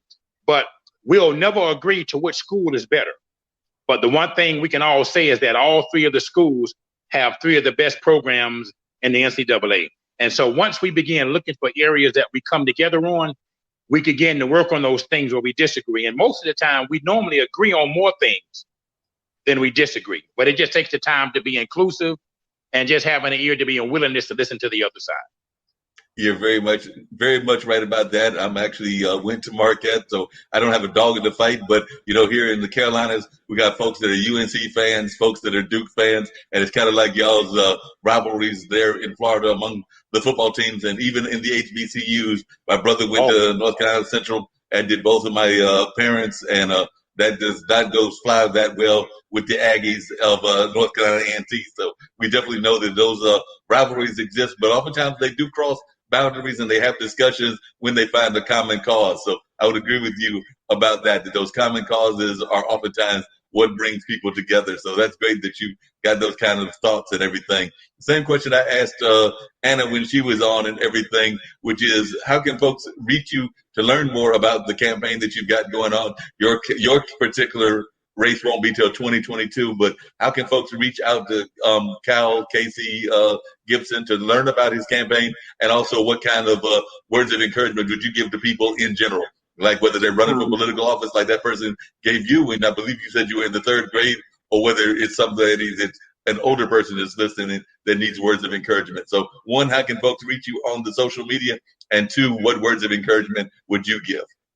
Everything on social media is easy. Kyle Casey Gibson, whether it's KyleCaseyGibson.com, Kyle Casey Gibson for Twitter, Kyle Casey Gibson on Facebook. I figured it's easier that way. So if you just put it that way, hey, you keep it simple. Don't change everything there. So Kyle Casey Gibson. If you type that in anywhere in social media, you'll pull up all of my pages. Some that I don't use as much, like LinkedIn. I'm trying to get in the use of doing that one, but everything else, it'll pop up there. So just Kyle Casey Gibson. One of the things I would like to encourage, there's a poem, it's called Somebody Said It Couldn't Be Done. The last few verses of that are three things that I always lift up. And it says, there's thousands to tell you it couldn't be done. There's thousands to prosper failure. There's thousands to point to you one by one, the dangers that wait to assail you. But just hold up your chin with a bit of a grin, and next thing you know, you'll go to it. And the next thing you know, you'll tackle the thing that couldn't be done, and you will do it. That poem has been an inspiration for years because it talks about being in a situation where people say you can't do it. People saying you shouldn't even start, but it just tells a story, and the poem just rolls off your tongue. And so if you just look that up, Somebody Said It Couldn't Be Done, get that whole poem. That's one of the things I kind of read to myself after my scripture. And I think that would be a motivating encouragement. And whatever it is you have in life to do, don't ever let anybody else discourage you from doing it. Just go out and do it, because you know what? When you, as Governor Rubin asked you, say it to me, when you get to be an older person, you look back over your life at 85, 90 years old, you can't run for governor of Florida because it's too many things that have changed over that time. And you don't ever want to look back over your life and say, I wish I would have done that, but I allowed somebody else. Because normally the person who is telling you it can't be done is the person that's not even attempting to do it. So you just have to go for it. I do want to piggyback on your HBCU. People always ask me, well, why not go to one? My mother graduated from FAMU. My daddy graduated from Bethune-Cookman. When my daddy graduated from college, he worked at FAMU. My mother, when they divorced, worked at Bethune-Cookman. So I had both HBCUs in my blood, but every November when the Classic came, it was a very hostile environment in the household. And they were putting shoes and say, are you going to FAMU or are you going to Cookman? I said, neither. I'm going to go to the University of Florida. So I didn't worry about that fight, and I got out of it. So just be wise in your decision making, my brothers and sisters. That makes sense, and I did the same thing. I did not go to that HBCU. Central was on my list, on my short list, but like I said, went to Marquette there in Milwaukee, Wisconsin. So I definitely went to a PWI, predominantly white institution. So definitely, I know what it's like to go to those kind of universities. Like I said, I didn't do the frat life there, but my good friend Ruben Anthony, who actually worked for state government, and I think he may either be retired out of state government or he's in the process of being retired because he's done that work for a number of years, ever since we graduated back in 1984, has a long history of being involved in Wisconsin politics. So I've got to find out what he's doing in terms of his political career and whether he's still involved. But and he's actually from the New York area. He's from Yonkers, New York. So I know he was there, and a number of other friends were going to Marquette. So, and of course I was there with Doc Rivers. A lot of folks that follow basketball know that he's the coach of the Clippers, so I'm actually rooting for him to pull off an upset of the Lakers. So all you Laker fans, get over it. I'm rooting for the Clippers in this playoffs. So we'll see what happens. Michael Cousins was there in Wisconsin as well. When he left Florida, he pastored there in Wisconsin before going back to North Carolina. I did not know that. So, yeah, he's got those Wisconsin ties. Howard Fuller is also an activist, a lot with charter schools, but he was actually a civil rights activist, and he's friends of myself as well as my parents, and he has got ties to Durham and Wisconsin and around the country because I know he's a big-time supporter of charter schools. So I do want to thank you for being on, Cal. Like I said, we're getting to wrap up, but I want to bring Liz in for some final thoughts as well, and I also have to give an apology that she can pass on to Anna, and I will tell her what that apology was because I was reading my chats and comments of that nature and everything. But definitely do know that we'll be looking forward to hearing from you on Trade Talk with Dean and Mark on Monday, and I'll send you. That won't be this kind of environment where folks can actually see you; they'll just hear your voice. But we'll have that conversation on this Monday, and I'll send you that, and we'll continue this conversation. And like I said, in that case, you'll have a chance to jump in with your frat mate, since I know that you and Dean do share the same frat. Yes, sir.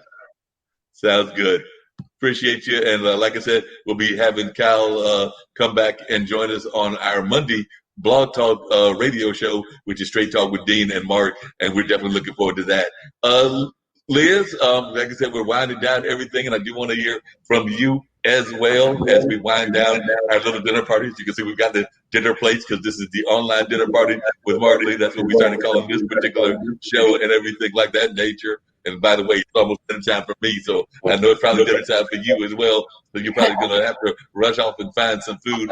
I know I might have to rush off to a restaurant. I'm lazy that way. I don't do enough cooking, so I've got to probably run off to a restaurant.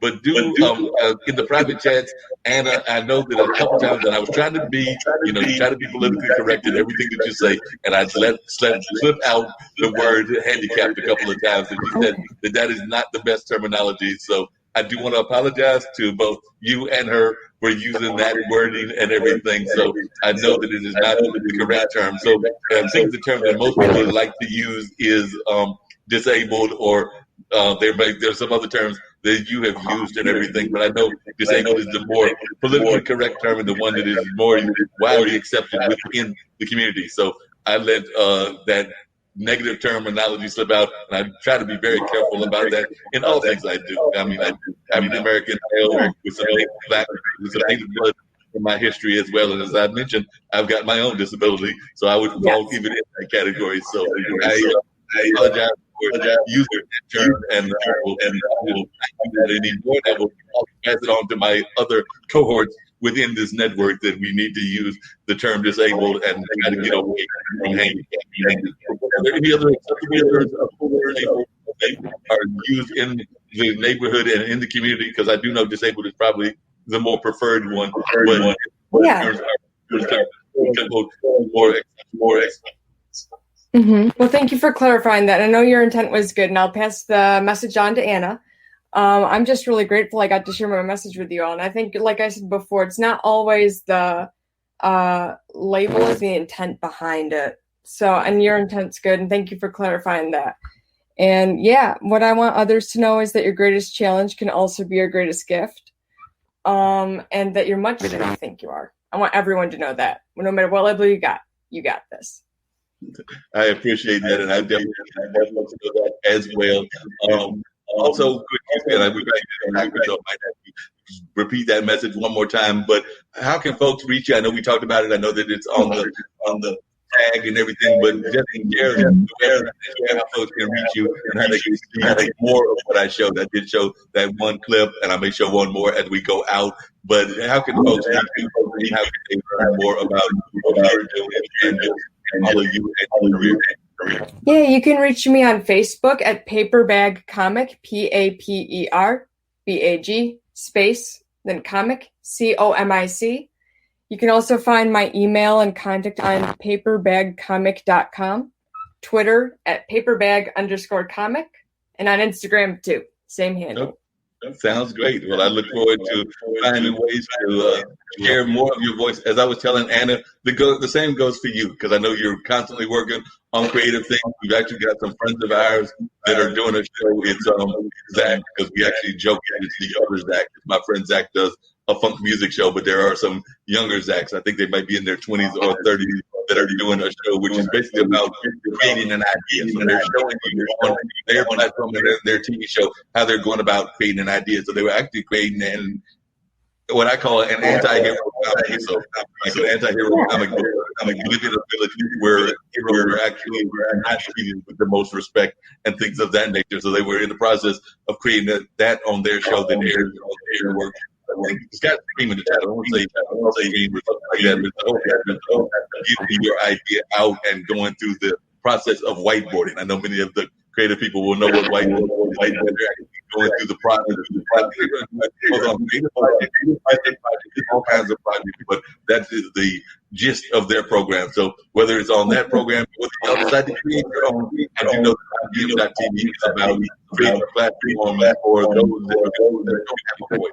And we know that oftentimes, as we talked about with Anna, and as we talked about with you, those that are in the disability community, those that are in the minority community, those that are in various people in certain sports communities aren't recognized as much as they should be. Because one of my producers is Ankin, and he's out of India, so we're thinking about doing some programs around.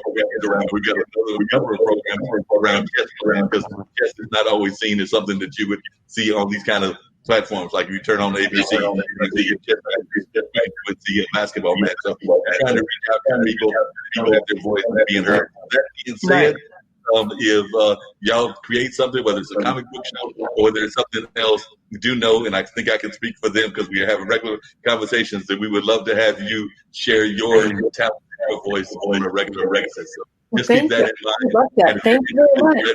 And then we will definitely make that happen. Because like I said, all this time going on, folks can create stuff, and we would love to show even more and more of the things that you are involved with. So just keep in touch with me via email, and I'll put you in touch with the other folks as well. So definitely know that you do have another platform here. So just keep that in mind. And, I really appreciate that. Thank you. No problem. And once again, just really quickly, give that positive thought, because you said it a couple of times, and I agree with you that so many of us find ways to stop ourselves from doing stuff. Because I've even talked about that here on this program. We talked about how sometimes folks will talk themselves out of work and talk themselves out of doing things. I know even on job searches, I've gone and been like, I don't need to apply for this job, or I don't need to apply for that job, and then somebody else gets the job, and I'm frustrated because I didn't even apply for the job. So sometimes, as I put it on another show, we fire ourselves before somebody even has a chance to hire us and fire us. So oftentimes we fire ourselves even before giving somebody the chance to fire us or to do that we can. So that's kind of the opposite of what you were saying we don't need to do. So if you would share that message one more time, and then I'm going to share one more time your another of work, but if you would share that message one more time, I would greatly appreciate it. Perfect. Yep. It's that your greatest challenge is your greatest gift, and you're much stronger than you think you are. I want to know that, no matter what label you have. That's one of my favorites I made. This is one of your favorites? Yeah, it's one of my favorites I made. Yep, the castle one. Yeah, cool. I like this. Cool. Well, we're going to play this one, and this is the one we'll use to close out this show. Once again, you've been a tremendous guest, as was Cal and Anna. So I do want to thank you before I get ready to hit play on this for being a guest and being a tremendous guest here on the show. And when we have people that come on, we just consider them part of the family. So don't be surprised if Alexandria, who is a South African musician but spends her time between South Africa and Nashville when we're not in the middle of a pandemic, doesn't reach out to you. Or don't be surprised if Jim Eade or some of the other folks, including Zach and Dylan, don't reach out to you as well. And of course, I'm going to be reaching out to you to be on other shows of this edition as well. So definitely, you've been a great guest, and I just want to thank you. And we're going to play "Heartbreak Comes" from or "Castle," I guess is the official title. So we're going to check out some work, and that's how we'll close out the show. Once again, thanks for being on. Thank you for having me.